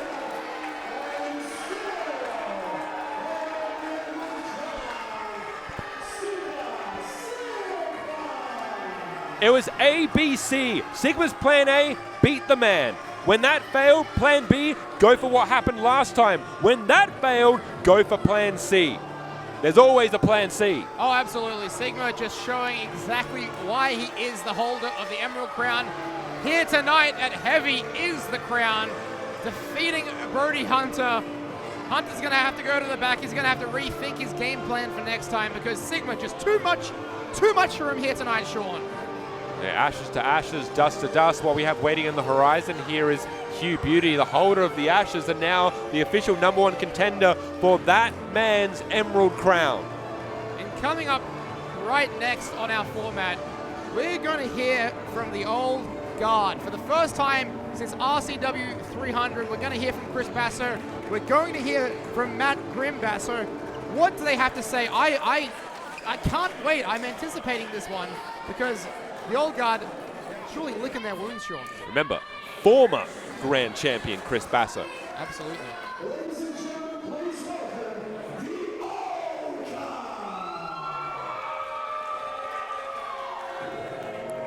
And in a few seconds, we're going to see exactly what kind of mood the old guard in. I'm going to say it. Pissy? Definitely. Annoyed? Frustrated? Well, at RCW, Livid? At RCW 300, all members of the old guard were involved in a match. Chris Basso lost the Grand Championship. Matt Grimbasso, well, he lost to Mr. Cliff. Violet Blitz lost the Royal Park Rumble. Yet the only man victorious, the Muscle Mercenary, there you see the key to the city holder, Dean Brady. I was going to say, not completely devoid of accolades here is the old guard as they currently sit. The microphone. I don't have the microphone, Chris Basso. Dean Brady, the Muscle Mercenary, key to the thingy hanging around his neck, and of course that entitles him to a title shot. In his words, whenever he so damn pleases. Hey, it could be tonight, but I guess we'll learn more about the MO of the old guard once we hear from them. But Dean Brady, yes, so far the only one successful at Riot City Wrestling 300. You know, we said before Matt Grimbasso lost to Mr. Cliff. That has to be one of the biggest upsets in RCW history. Mr. Cliff was 0-49 going into that match. Now Matt Basso has to live with that forever, that he's the 1-49. And of course, Chris Basso, his 419-day reign of that grand title, it's over in a minute. Yeah, upset is exactly the word. The old guard is upset. They requested this, well, no, they demanded this time here. And honestly, what is this announcement? What are they here to talk about? All right, well, let's listen in here. The engineer, world class, Chris Basso. Hear what he's got to say.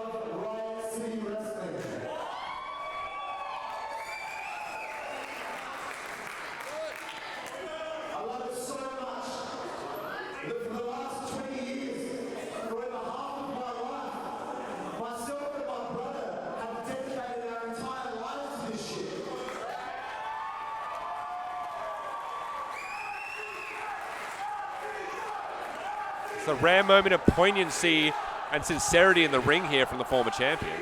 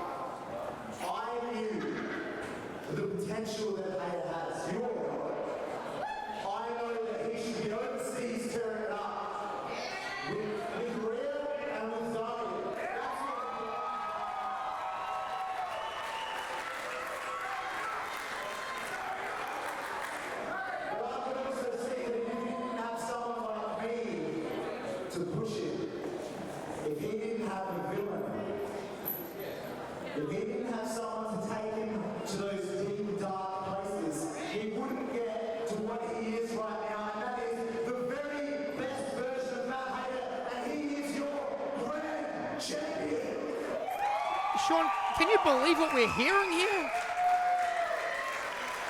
It's a different version of Basso than we are used to hearing.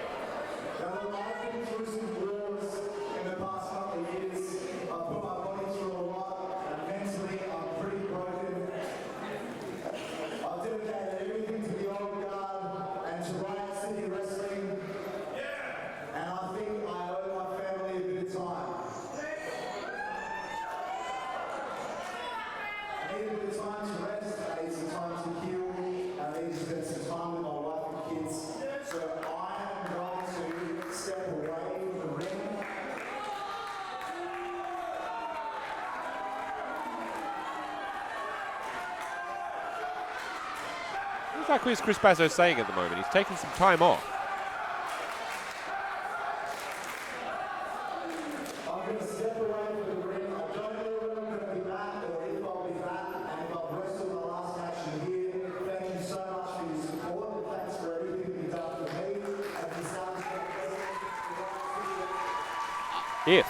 If he comes back. I was not expecting any of this. This is unprecedented.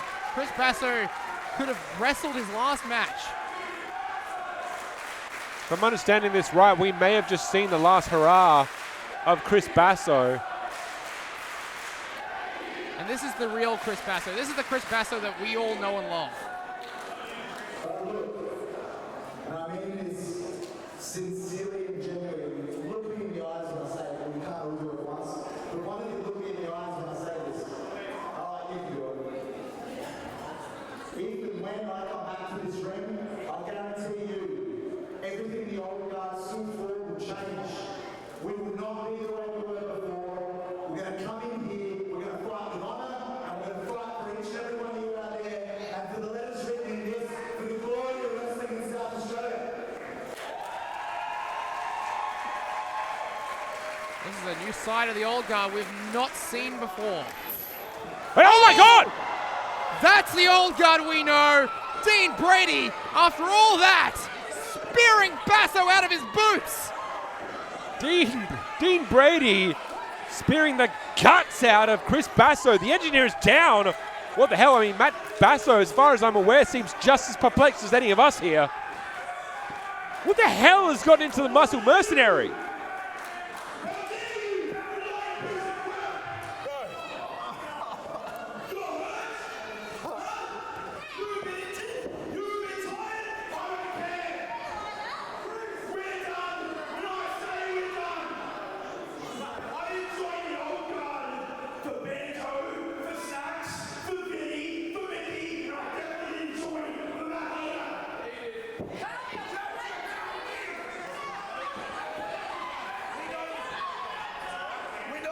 Notice there are a couple of names Chris Basso left out there. You told us that we were to be the future, that we were making Riot City Wrestling better.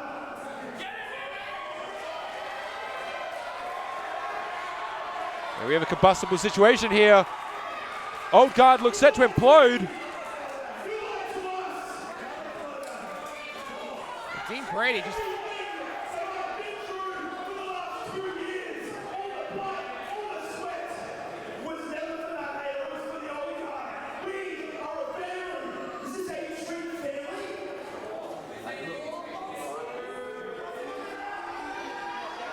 Speaking of family, family's right there. Matt Basso getting in between Brady and Chris Basso.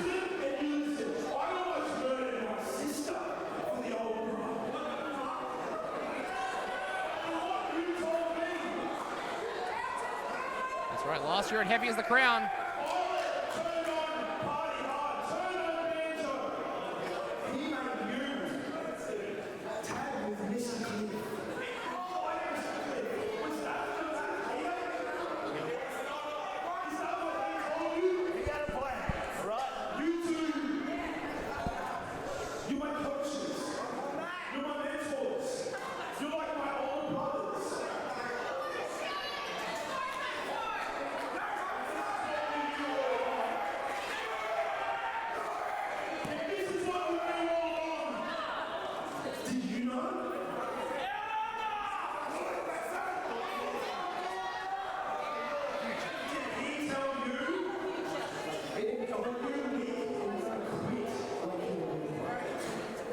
Whoa. Dean Brady trying to sow some seeds of dissent here. Oh my God! And it worked! The seeds were planted by Brady. Matt Basso choking the life out of his brother here. This is not the announcement I was expecting here, but good God. What have we seen here? Orchestrated by Brady. An attack on the former leader of the Old Guard. The Old Guard, as it were, has their leader on the precipice of sure disaster. What the hell is Brady saying? You heard him right. He said, we're done when I say we're done. And it looks like Brady is anything but done right now.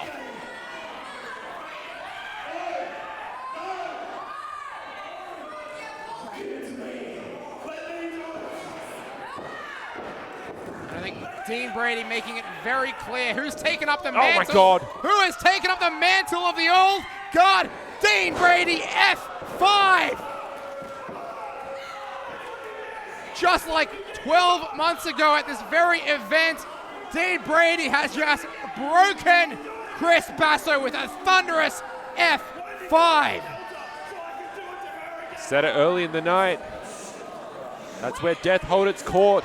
And there the antic sits. Dean Brady has usurped. Chris Basso has wrenched the crown from atop his bloody head. And there you have it.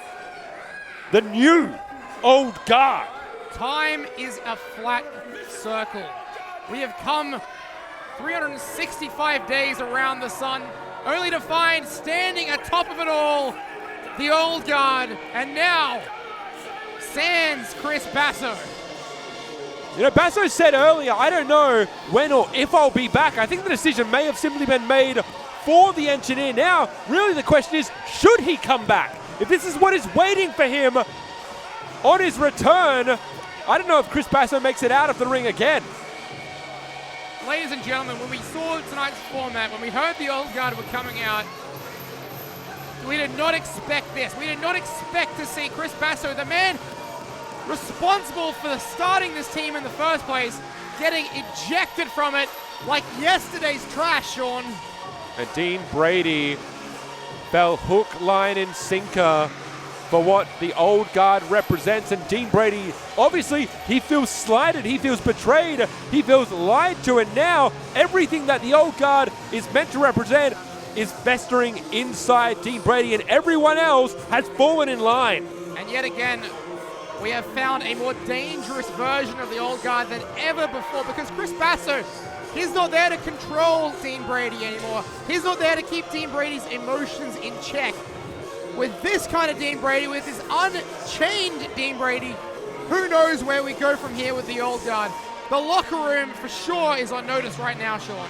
He is and still will be the gatekeeper of Riot City Wrestling, the key in his hand, and we have to wonder, what the hell has Dean Brady unlocked now? And Chris Basso is needing assistance here to get out. He can't leave under his own power right now, Sean.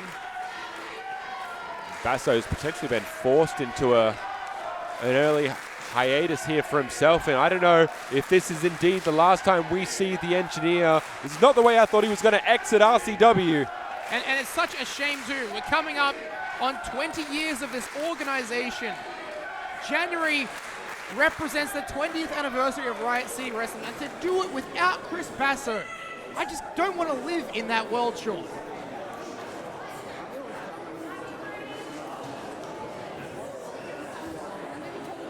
Tag team titles on the line in front of a sold-out crowd. You can just feel tonight the tension is higher than it's ever been. Everyone knows the stakes. Everyone knows the platform. Absolutely.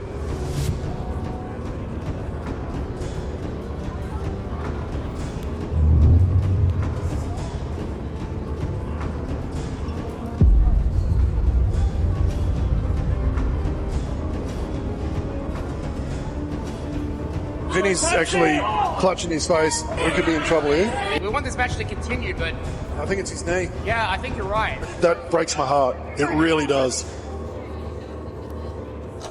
I felt the need to win.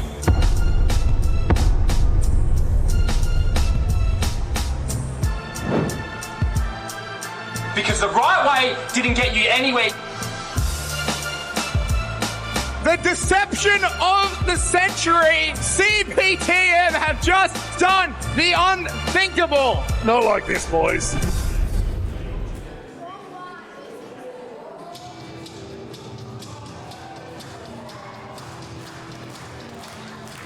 You know, we are looking for immediate revenge here. The Armstrongs feel rightfully deceived and duped here, and now they are sans gold, but they have first crack back at our newly crowned Tag Team Champions here tonight. Heavy is the crown. Well, the rematch has been made here tonight. I called it the deception of the century, and I stand by that, because in wrestling, there's just some things that you don't do, and you don't fake an injury to get the sympathy from the audience, the sympathy from your opponents, and then it's all a ruse, roll them up, get the 1, 2, 3, and become champions. That's not how things are done here. And the Armstrongs certainly not going to let it happen again. Well, it is unfortunate, but CBTM actually managed to dupe and deceive the veterans that are the Armstrong. I'm actually quite shocked and surprised that Nick Armstrong and Jed Armstrong, it's not, well, they did fall for it, and the fact of the matter is that unfortunately the bell was never rung. The bell was never rung, the match was never called off, but I think you're absolutely right. They're not going to fall for the same trick twice, nor do I think CBTM is going to do that. However, I am sure there's another bag full of tricks.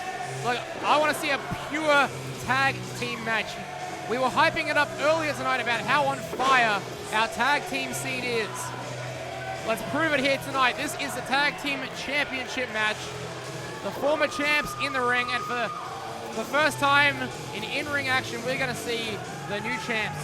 Yeah, I saw the Armstrongs talking together earlier quite intently. You have to wonder, are they trying to figure out what exactly might be the game plan of CBTM? How might they try and put one over on the brothers once again, and how can they foil those plans? That's really the question of the night. And you hear the fans letting these guys know exactly what they think of them.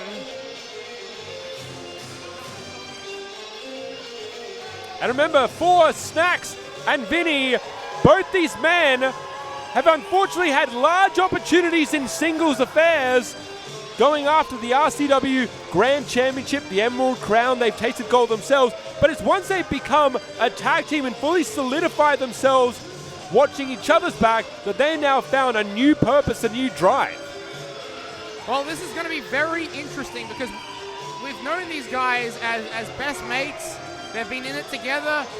They love to engage with the fans, but tonight I'm seeing a different side of them as they made their way through the curtain. I'll be very interested to see how CBTM approach this one.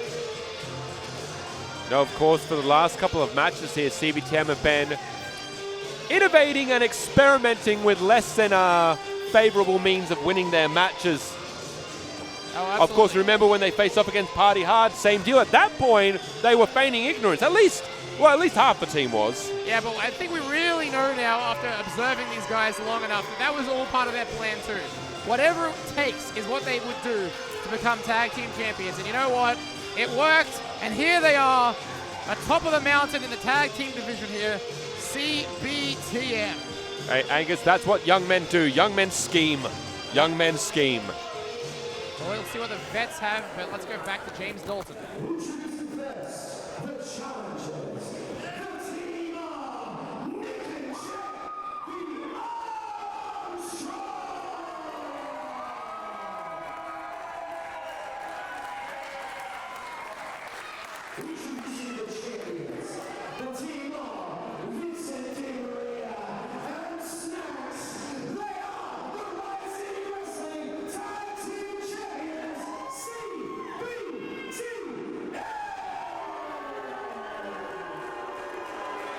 What is the move tonight? Well, a chorus of boos is the move from the crowd.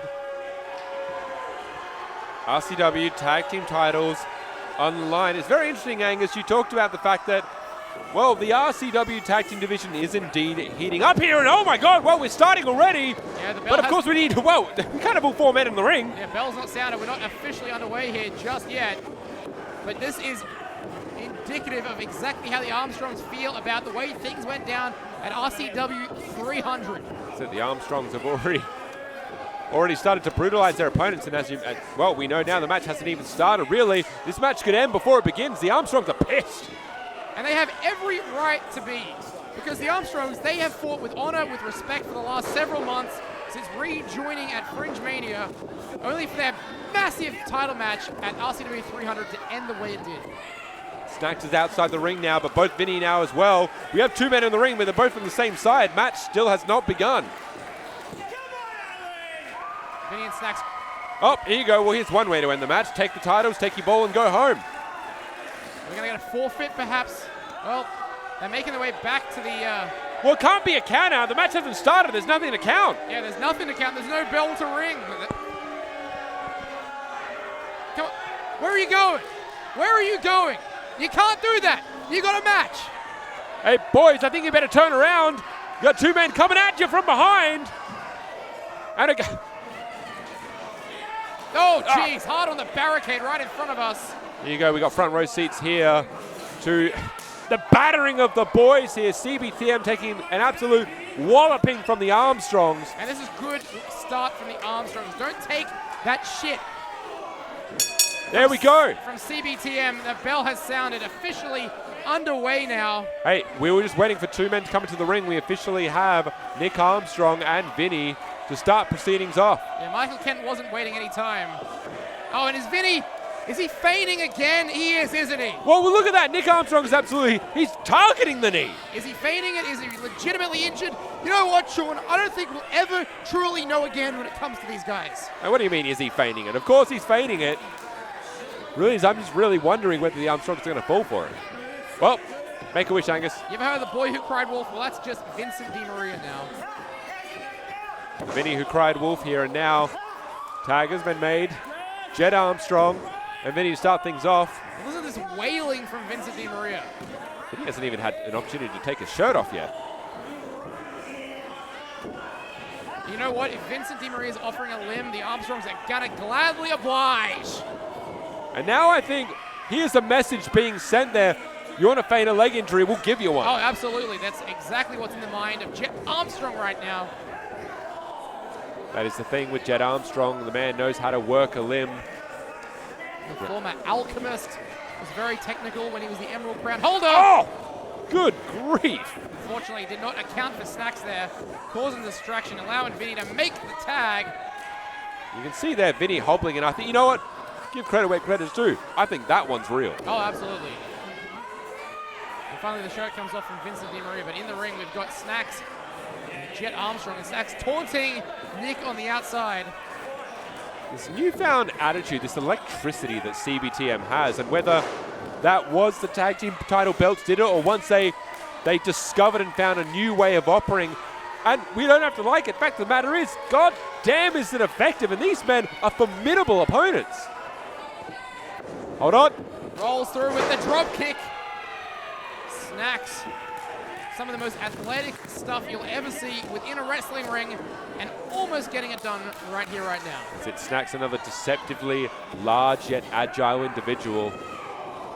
And Vincent DiMaria tagging in rather quickly for a man that's allegedly injured his knee. You're going to see Snacks and Vinny really utilizing the extent of that 5 count, potentially going for really quick tags, keep each other fresh, do not allow the one brother to tag out to the other, really isolate their opponent. Yeah, and that's exactly what the Armstrongs are very, very good at as well. A game plan that's very successful within tag team wrestling.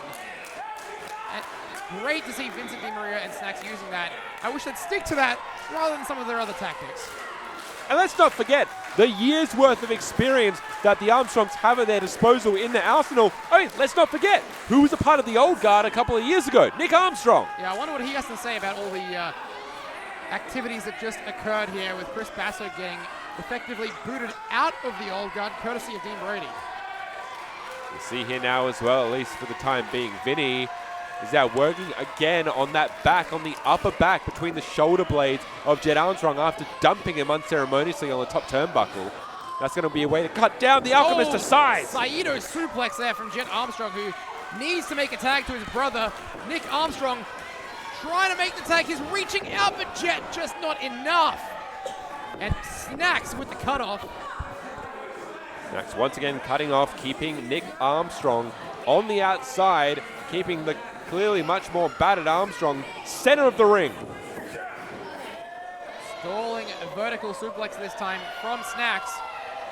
They call him the Midnight Delight. Well, look at that, just delightful.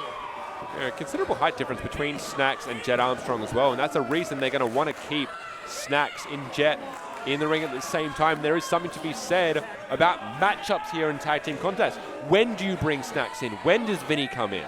Well, I'm sure that's gone through the mind of CBTM, but I don't know. I don't put it past these guys just to be targeting Jet, just based on the fact that he's not a former 3-time RCW champion. And to bring your attention here as well, both members of CBTM are not staying in the ring for more than a minute at a time. They are really making sure those tags are quick and brutal and effective. Oh, yeah, that's exactly it. They've got to be fresh. They've got to stay fresh, because on the outside you can see chomping at the bit is the champ, Nick Armstrong. And Nick, after this year, reconciling with his brother Jet, both men have really gone all in on the Armstrong together. Oh, they absolutely have. I mean, after the Alchemist Alliance was dissolved, Jet was a nowhere man. His brother obviously reached out the old branch. Now they're together, former tag team champions within this calendar year, looking to get those titles back, but Vincent DiMaria is not making it easy. Back at RCW 300 not too long ago, that CBTM won the tag team titles, still fresh champions, especially as far as 2025 is concerned. Well, that's right, this is their first defense here, but could have been a critical error just made. And again, to that lower back goes Vincent DiMaria. Of course, we know Party Hard coming away with the victory early on.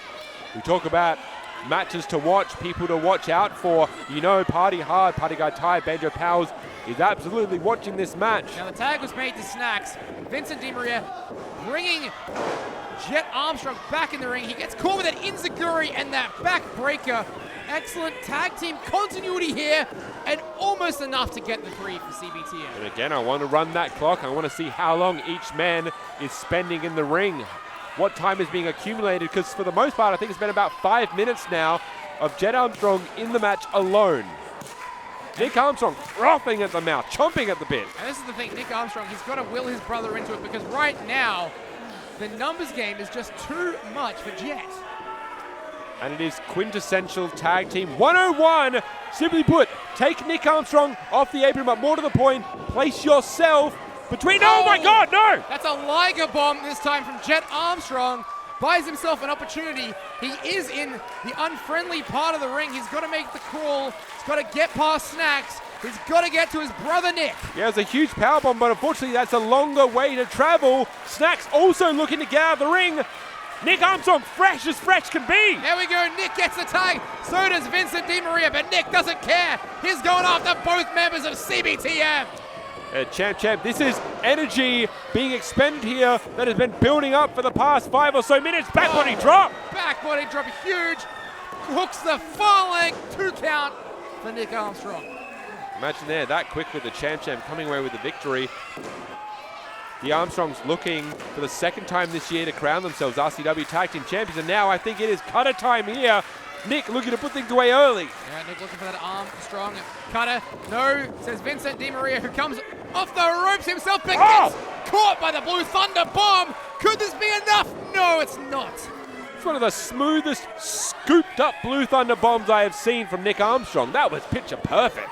Hey, but look who's on the outside. Snacks, going for that Snacks handle slam, gets caught to the bread basket, Sean. And you know what? Nick has been scouting that, exactly put. He knows that he has to keep eyes in the back of his head. He knows that wherever there's a Vinny, a Snacks isn't that far behind. Vincent DiMaria floats over, reverse DDT, his specialty.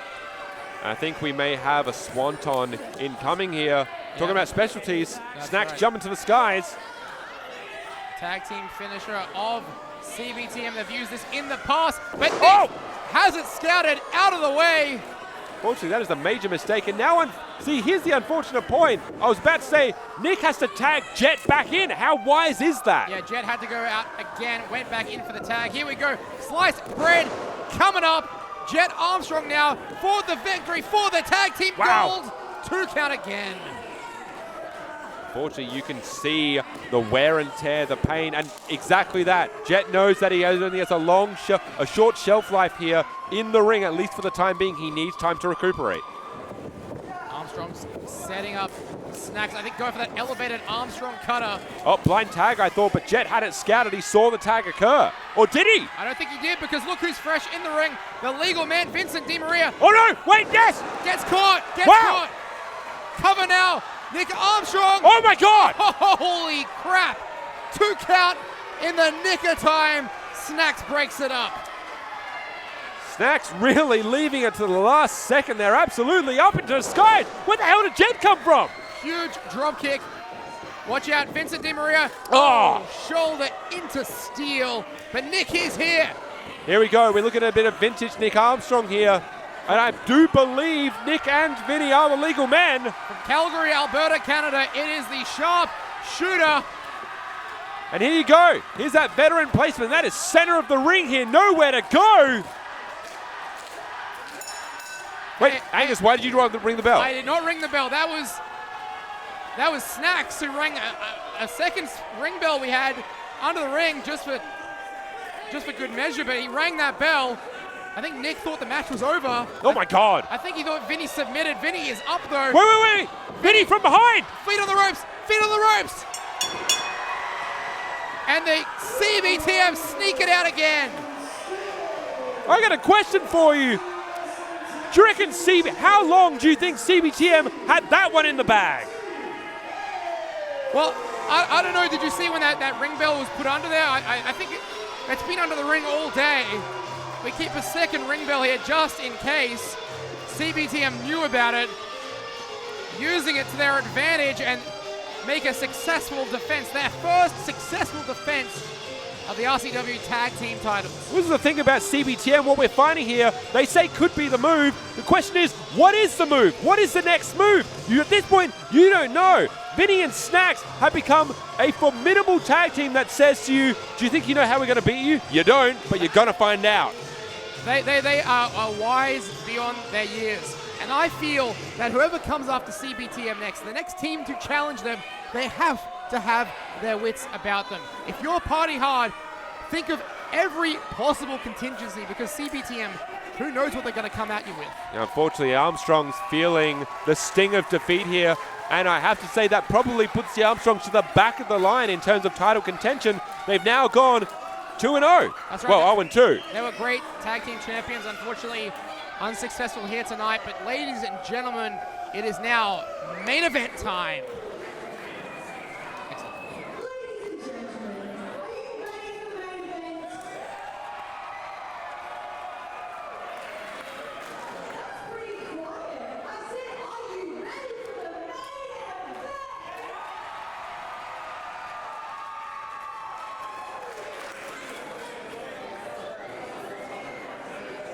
Because I don't want you to think of this as a gift, Zach. It's actually a lesson. What you are right now is just a dad. I'm so glad that you're a father and a loving one, but it's taken away your edge. It's taken away that grit and determination. I think you've very clearly forgotten who you're talking to, boy. No grit! No determination! That's all I am! And guess what? That's what I taught you. So check that mouth. You always told me that my mouth was going to get me in trouble, but my mouth got me to being a champion. Zach, when I go home and lay my head on my pillow, knowing that I did everything that I could to keep this championship around my waist, I sleep sound. But when you go home and rest your head on your pillow, look up at that ceiling and understand that when you wake up in the morning, you have to play dad. And when you roll over to Mickey, you have to play husband. You've lost everything that has ever made you special to be a family man. Because a father and a protector isn't willing to do what's necessary to be a champion. Having a family makes you stronger than you could possibly imagine. I got one more lesson to teach you, kid. Heavy is the head that wears the false crown.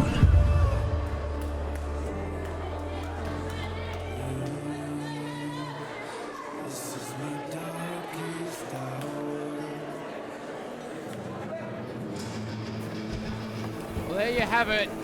Zak Sabbath, Matt Hayter, for the first time in 6 years, going one-on-one. And not only that, for the first time in almost 4 years, Zak Sabbath will be challenging for the Riot City Wrestling Championship. Of course, this is his first challenge for the Grand Championship, a title Matt Hayter won only a month ago at RCW 300. And Mickey Fortune coming out with Zak Sabbath, which is interesting given what happened back at Mean Street Mayhem, Sean, and the way we left things there. That's it. There's a bit of a point of contention here, and I'm not talking about between Matt Hayter and Zak Sabbath. It's a bit closer to home here. Mickey Fortune and Zak Sabbath. Things have been brewing for a long time. The Kings of Ruin is basically in ruins. And for Mickey Fortune, potentially she felt that she was the one that had earned that opportunity. And now, I mean, I have to say, Matt Hayter has done a splendid job of getting firmly into the head of the Dark King. That's interesting because Zak Sabbath is usually the one who plays those psychological mind games, that psychological warfare. Well, things have really gone into reverse. You talk about the last time that these two faced off, it was indeed for the heavyweight championship. However, at that time, Zak Sabbath was a champion straight 2019. This is running it back, roles reversed. Yeah, that was one of Matt Hayter's very first matches here in RCW. The man has grown so much since then, and for the first time, we're about to see a brand new Riot City Wrestling Grand Champion. It's a very interesting situation here. As far as Matt Hayter is concerned, he's made it pretty blatantly obvious he is trying to play psychological games with Zak Sabbath. We saw there earlier in a bit of a sit down. He's saying exactly that. I want the Zak Sabbath of old. But here's the thing. I think it runs a little bit before that. I think Matt Hayter absolutely knew that Mickey Fortune was going to have an issue with Zak Sabbath being chosen. That's just one more way that Matt Hayter can stack the deck in his favor. And the other thing I have to wonder is, did Matt Hayter hear the words of Chris Basso earlier tonight? Did Matt Hayter hear Chris Basso singing the praises of our Grand Champion? Because those are words that Matt Hayter has been waiting for over 2 years to hear. It's been fascinating here all night. We have stories within stories. It's all culminating right now with our main event for the Grand Championship. Sean, I'm buckled in for this one. Here we go. It is going to be the King of the Mountain versus the Dark King himself. Remember, this is hand-chosen, hand-picked by Matt Hayter, but I have to wonder, has he simply sealed his own fate here to be a one-match wonder at this latest iteration of Matt Hayter, RCW Champion? And hey, the last time these two guys faced off in Riot City Wrestling, Zak Sabbath was the victor. I'll say this for Matt Hayter. He knows that Sabbath is going to be a challenge. He is counting on it. But I think Matt Hayter believes truly that there is no version of this match where he does not come out on top.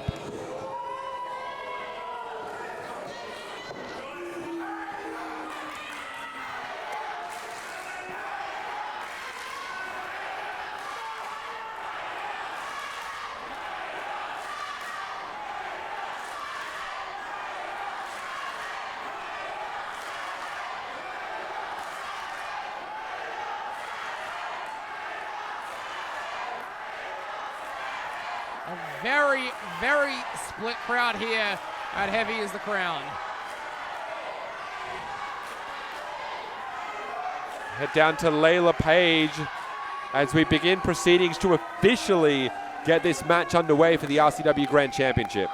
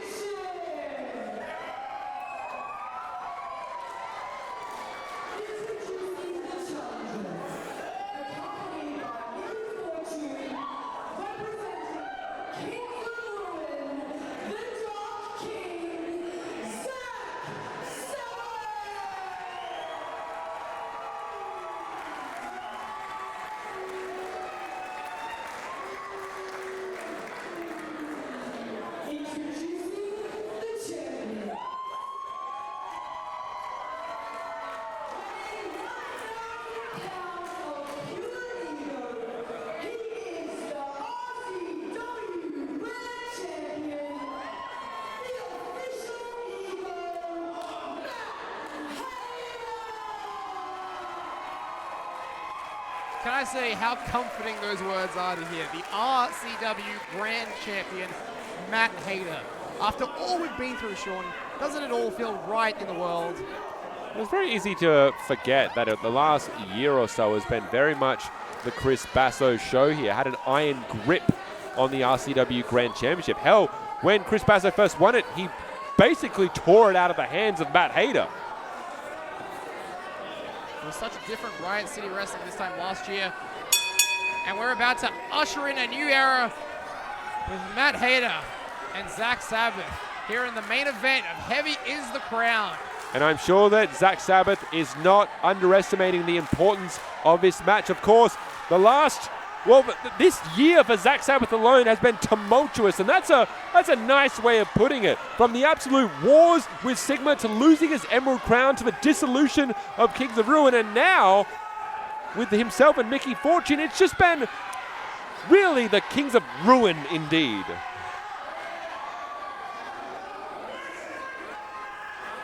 Let's see how we begin. Hard lock up to start and just sweeping the legs, showing who still is the teacher and who still is the student. Of course, Zak Sabbath said it himself, I know who I am. Saying, show me some respect, boy. We all know exactly how Zak Sabbath views Matt Hayter. These two have known each other since the beginning of Matt Hayter's career, and Zak Sabbath still sees him as that young rookie all those years ago. Here's the thing though, unfortunately Zak Sabbath at this point is playing straight into the hands of Matt Hayter. Matt Hayter's looking to get into his mind, he wants him to make a mistake, get angry, but I think that is twofold. One, you want him to make a mistake, but two, you want to unlock that old Zak Sabbath, the Dark King. On Matt Hayter's very first night in Riot City Wrestling, go back to January of 2019, the first person he got into it with was Zak Sabbath, and Zak Sabbath was the champion at that time. Matt Hayter made a statement on that night. He has continued to make a statement ever since then. The ups, the downs, everything in between. But right now, he is our grand champion. One thing I think you're going to see here as well is Matt Hayter's wrestling game cannot be understated. The man goes 20 minutes, 30 minutes, 40 minutes, and seemingly never gets tired. He is a cardio machine. If he doesn't weigh you down psychologically, you best believe he's going to weigh you down physically. And you have to wonder, are the injuries that have been plaguing Zak Sabbath over the past year, is that something that Matt Hayter is counting on breaking? And we'll find out as we go deep into this one. I dare say, very apropos tonight, heavy is the crown. This time, 12 months ago, the last time we would ever see Delta, now known as Zarya, in an RCW ring. And I'm just noticing the gear Matt Hayter is wearing. It seems to be a homage of sorts. We talk about paying homage. We talk about people watching from the outside and people beside those in the ring. Of course, looking at ringside, you see the Huntress herself, Mickey Fortune, still on the outside. She did not leave Zak Sabbath out here alone. She is watching intently. You have to wonder, well, you remember RCW 300, how it played out the last time Mickey Fortune was ringside for a Zak Sabbath match. Well, yeah, the mist in the eyes of Zak Sabbath, of course, and he is no longer the Emerald Crown holder. And just look at that. Slight disrespect now to Matt Hayter. He's rubbing it in his head.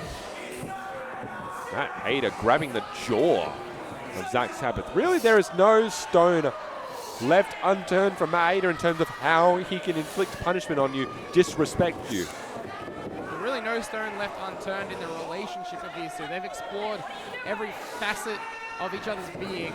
They know each other so well. We say, you know, formerly Chris Basso and Matt Hayter were life partners. Well, really, Zak Sabbath and Matt Hayter, you could also argue, somewhat of a similar relationship. They know each other so well, Sean.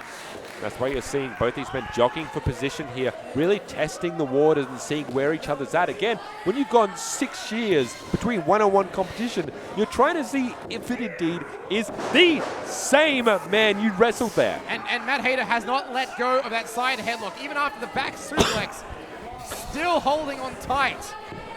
So tight, wrenching in that side headlock. Then that is going to wear down the challenger. Zak Sabbath having to expend so much energy simply to stay alive and to try and get some sort of modicum of comeback on the champion. And the jaw, the neck, the head area of Zak Sabbath has taken some damage over the last several months. Think about Sigma and all the damage he did to Zak Sabbath. So Matt Hayter wise to zero in on the neck. And you see, unlike what we've been seeing here earlier tonight, there is no real attempt for Sabbath and Hayter to really extend up to that 5 count. They're asserting their dominance and backing off. Again, it's that feeling out process that both these men have tried to employ this early in the match. See there, Matt Hayter had Zak Sabbath scouted. Early pinfall. Roll up that time, only a 2 count, says senior official Michael Kent. Matt Hayter, this time though, went for that DDT. Zak Sabbath went for that roundhouse. Hayter super kick, caught by Sabbath. Off the ropes. Here comes Matt Hayter. Drop kick.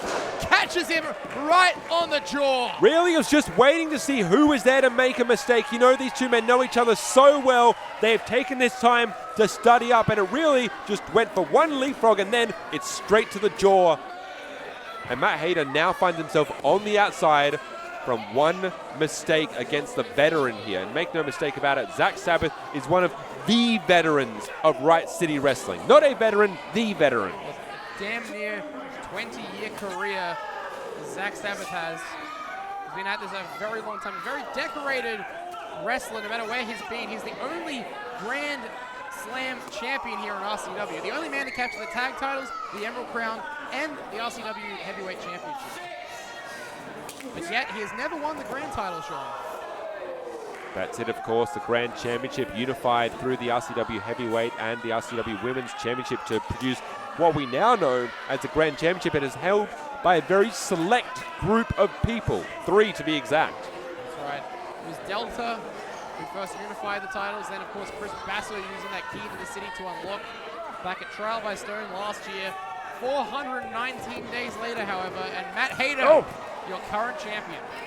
Yes, these 2 men go tit for tat here, now utilizing the ring apron here to hold the champion up, almost string him up across the apron. You mentioned the key to the city. Let's not forget who potentially is waiting in the shadows here, lurking. The, guess you could say, the newly crowned leader of the Old Guard, Dean Brady, of course, still holds that key to the city. He definitely does. And the history there between Matt Hayter and the Old Guard, even after what happened with Chris Basso here tonight, I think a lot of business left unfinished right there. But Matt Hayter's got to put all that out of his mind. He's got to focus in right now on the Dark King, Zak Sabbath. He's going for an Irish whip. Hayter holds onto the ropes. Again goes Zak Sabbath. This time Hayter breaks the hold. Strikes right fist here. I'm noticing now as well, Zak Sabbath, there's less of that overt aggression. He's not yelling at the champion. He's actually locking in here and really, really trying to study up against the champion and stay move for move with him, unfortunately to no avail. Yeah, Matt Hayter coming at you from all angles with that Hurricane Rana. Sabbath taking a powder to the outside, leaving the Grand Champion alone in the ring. What is he going to do here? Such a strange dichotomy here from the champion. I'll finish this thought in a moment, taken to the skies. Oh, wow. Can she do that? Is Mickey Fortune allowed to do that? Interfering in Zak Sabbath's match? I mean, Zak Sabbath says no. Zak Sabbath, obviously, you have to imagine, wants to win this on its own. Oh, Hayter went for that super kick. Gets hung out to dry by Sabbath. Both men are on the outside now, on the hardest part of the ring, the apron there. You have to wonder, was there a conversation around Mickey Fortune coming down to ringside here? Did Zak Sabbath approve? Or really, I don't think Zak Sabbath really had a say in the matter. And now Zak Sabbath, he's going to dump Hayter back in the ring the hard way. I think he's thinking about it, but not quite enough. Hayter fights through. Now finding himself both in a precarious situation here on either side of the turnbuckle is where offense is innovative. And now Zak turns it back on Hayter with a neck breaker over the top turnbuckle. Michael Kent is going to think about making the count here. He's got to think about starting soon because Hayter and Sabbath have been on the outside for quite some time. The count is up to 2 now. I said at some point, of course, you know, in these main event scenarios, our referees are going to be a little bit more lenient. But at some point, you have to start enforcing those rules on the outside. Otherwise, it does just turn into a street fight. Here we go, cover now. Zak Sabbath for the win, 2 count, says Michael Kent. Now, we mentioned here that the Kings of Ruin has been in a bit of disarray over recent months. Of course, we haven't seen Havoc in some time. We haven't seen Mike Boomer in even longer. Oh, Mike Boomer, we haven't seen him since April. Of course, Havoc, last time we saw him, Mickey Fortune damn near obliterated him. That's something I don't think that gets talked about enough. The fact that Mickey Fortune essentially put Havoc, the Master of Mayhem, on the shelf. And I think a bit of that brutality maybe is what Zak Sabbath actually needs to tap into tonight. And that's what Matt Hayter's asking for. Look, Zak Sabbath, he's got to pick. Does he pick his wife or does he pick the team? And clearly he's picking his wife for the time being. And that almost led him to the Grand Championship. I have to wonder, though, who exactly is Mickey Fortune rooting for? I asked this based on what we saw earlier in the week. Joe Master, our resident podcaster, looking to get those early thoughts from Zak Sabbath. Unfortunately, Mickey Fortune very much saying, rather sardonically, I'm happy for you. Well, I mean, she says that, but you watched the footage I did. When it was announced that Zak Sabbath was the challenger, Mickey Fortune, she couldn't quite mask her disappointment, Sean. And yet she is out here, at least as far as I can see so far. Hold on, cover by Zak Sabbath. 2 count only. But that comes to my point. Is Mickey Fortune out here just for a show, or is she legitimately out here to support her husband? Well, she got directly in the way of the champion, the challenger, early on just before. And now you see Zak Sabbath, who remains in control. Yep. Matt Hayter, though, off the ropes. European uppercut. Still clutching onto that neck, though. And it just seems that there's just an extra reserve of energy that Matt Hayter always has. Yep. He has those backup generators running constantly. Oh, he can't capitalize, but he can kip up. As he spent too much time, though. Going for that DDT again, yes! Countered by Zak Sabbath. Once again, Zak Sabbath seems to have an answer to some of the quintessential offense of the official ego. Oh, and look at that, just dragging Hayter into that rope there. Hayter now, I think, favoring that shoulder, that left shoulder. It has been an interesting affair to watch Zak Sabbath in these longer match types now. As we see, the longer a match goes on, is it that his body breaks down over time, or is it that veteran instinct kicks in? Well, oh my goodness. Shining Wizard to the back of the head. DDT spiking Hayter yet again on that head. That neck could be it. 2 count, says Michael Kent. Yeah, I'm starting to see it a little bit. I think this is potentially exactly what Matt Hayter's asking for. Are we indeed running back the clock? Are we turning back time? Well, I think Zak Sabbath has paced himself extremely well in this one. He's working on the neck. He's working to wear out Matt Hayter. We know he likes the Vile Driver. Could be setting up for one right now, Sean. But calling for it, we're probably at around the 10-minute mark here, and of course that is prime opportunity. Wait a minute! Hold on! Jackknife from Hayter. Kick out by Sabbath. Again, just when you think that Hayter is down, and here we go, 3rd time's a charm! That's it, he hits it. That DDT, that satellite DDT, not enough though.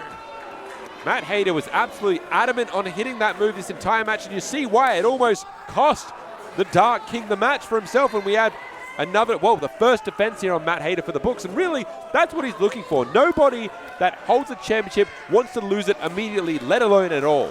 Oh no, it's been quite the MO of champions to hold onto that title for at least one defense. And Matt Hayter right now could be in jeopardy of losing that title. As we know, that super kick primed up. Here we go. Yeah, Zach had it scouted.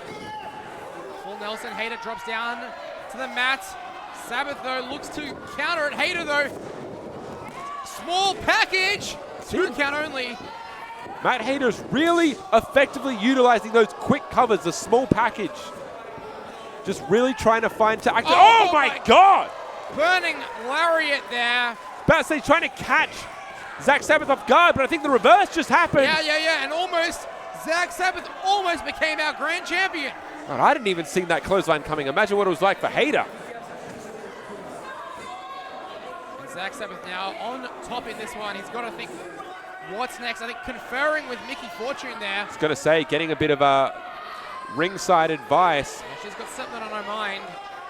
I have to say, you can do worse than to have the Huntress on the outside giving you pointers. Hey, the Huntress almost became grand champion late last year as well as early this year.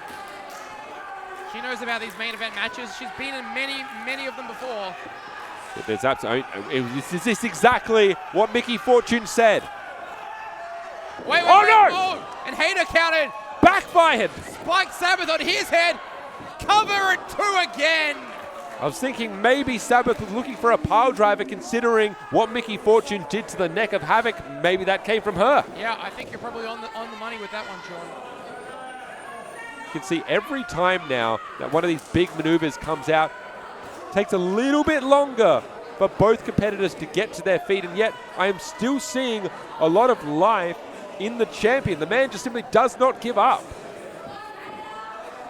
Matt Hayter fought Chris Bassett for nearly 30 minutes in a hardcore match at RCW 300. Given what he's been through here tonight, he cannot be at 100%. Hold on. But he is a fighter. He will fight through anything. And right now, setting up for a moonsault. Oh, picture perfect. He hits the moonsault. This could be it. It's all over. 2, no. Hayter saw an opportunity, utilized it, understood that Sabbath was not going anywhere anytime soon, and it's that sort of high risk, high reward that you need to really experiment with in this sort of match style, especially heading into the 3rd or 4th inning here. And look, it might not have got the 3, but the reward is there. All of Matt Hayter's weight coming right down on the chest of Zak Sabbath, taking the wind out of him, and Hayter back in the driver's seat in this one. Now again for the 3rd time, digging deep into the well, looking locked and ready to unload. Wait a minute! Hey, the Huntress, did she just grab the foot of Hayter? Absolutely did, and now has the attention of the Huntress. Really, you got to turn around, Matt. Oh, wait. Hold on. I think Zach went for that miss. Hayter, the kiss of life or the kiss of death. Oh, no! Oh, it got Kent. Hayter got Kent with the miss. Enziguri. Didn't exactly, well, he didn't suck the life out of him, but he literally sucked the mist out of the Dark King. And now that's enough for Mickey to get up. I mean, well, there's a time in the match to do it. Wait a minute, oh! Locked and reloaded. clever, I have to say, from Mickey Fortune. Zak is going for it. That's it. The Vile Driver hits. And with that, we could be looking at a new champion.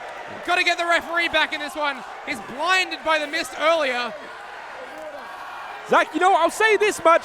Zak didn't seem too conflicted this time. And Mickey's just beside herself on the outside. What is she doing now? What's she doing? She's looking for Mayari. Yeah. Zak Sabbath says no. Now Sabbath is having an issue. He says you've done enough. Oh my God! Wait. Mayari to Zak Sabbath. What is Mickey thinking? Yeah, Zak Sabbath onto Matt Hayter. You get the same result. Well, double damage there. The Zak collateral in that one. And I think Mickey Fortune. Now trying to rouse her husband back to life here. Yeah. I think you're right. Michael Kent just got some water in his eyes. He's back. He's got some vision back, I think. I think Fortune saying, if you're not going to win the match, I'll win it for you. And now here we are back to where we were before. I think Matt Hayter fully realizes what's happened. Hold on! Super kick hits. Hayter the cover, hooks the far leg. Oh, that could be it. 3. Oh! Hayter retains.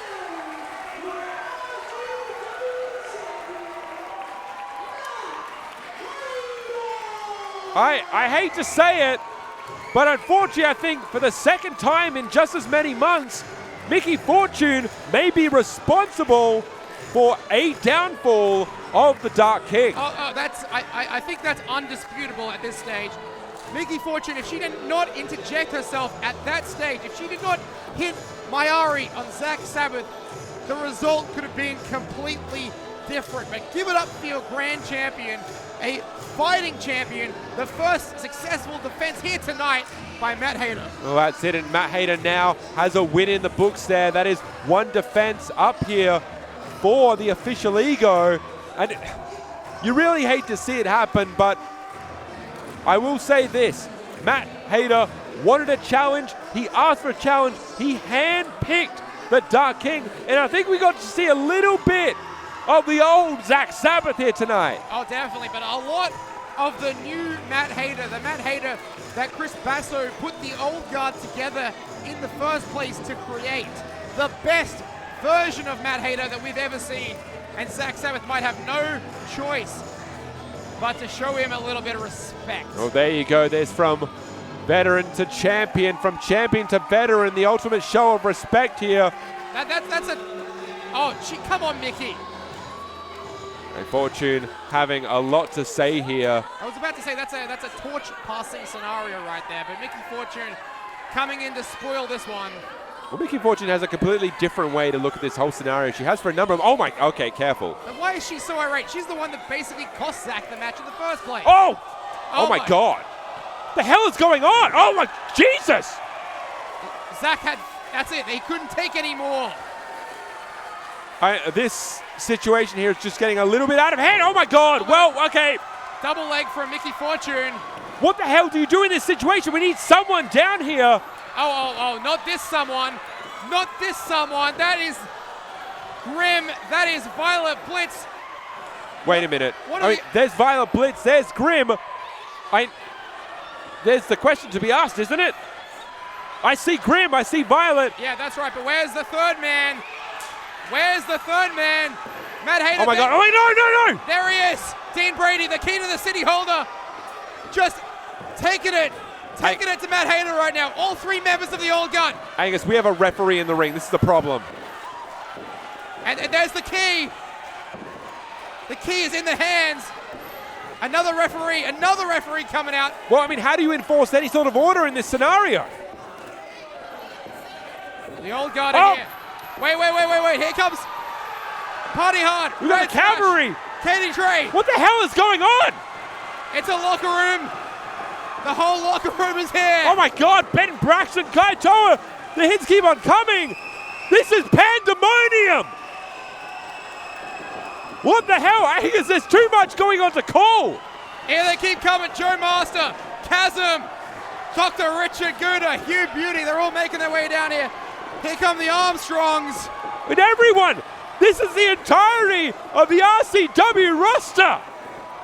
Are we missing anyone? I think is every single person you could possibly think of. And you absolutely know that this is not what Dean Brady wanted. I have to assume the key was about to be unlocked. You gotta think so.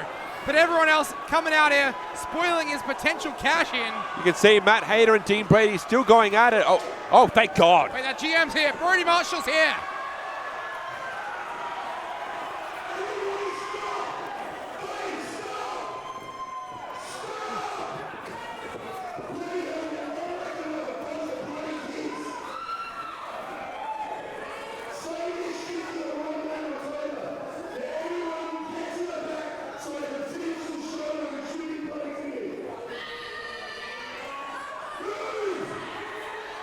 GM restoring order here, perhaps.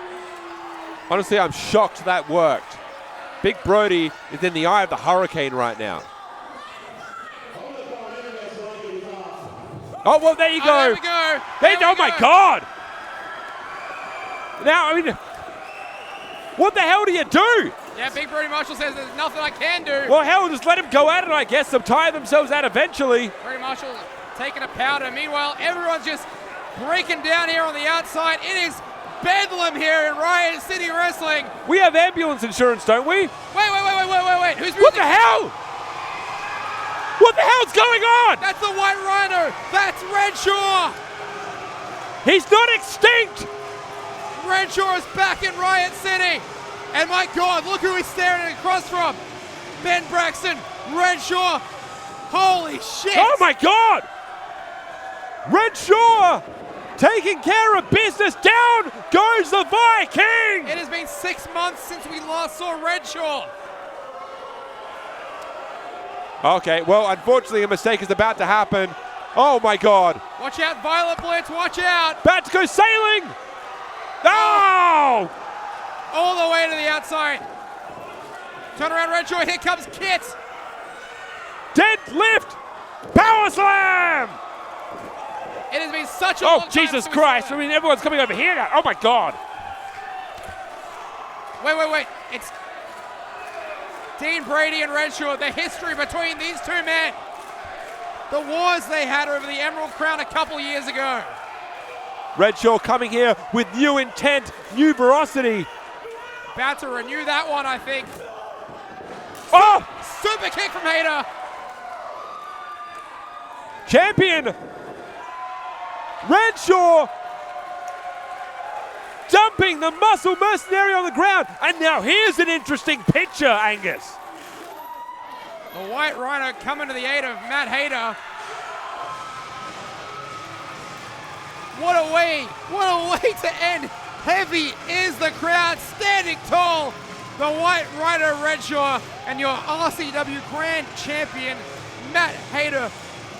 I mean, here's the thing. Matt Hayter, yes, is the current RCW Grand Champion, but like everything, it is always a question of for now and when. Because I'm looking here, and I'm seeing the old guard on the outside staring down on an absolutely hellacious matchup in front of us. Renshaw, are you kidding me? So much has happened here tonight, so many stories unfolding, but that will do it for us here tonight. We will see you September 20th. For Riot City Wrestling Mean Street Mayhem number 62, Matt Hayter the Musical. And then after that, we'll see you in October for the Rumble! The Riot City Rumble. Until then, for Sean Thomas, I'm the historian Angus Ardacey. Farewell for now, but not forever.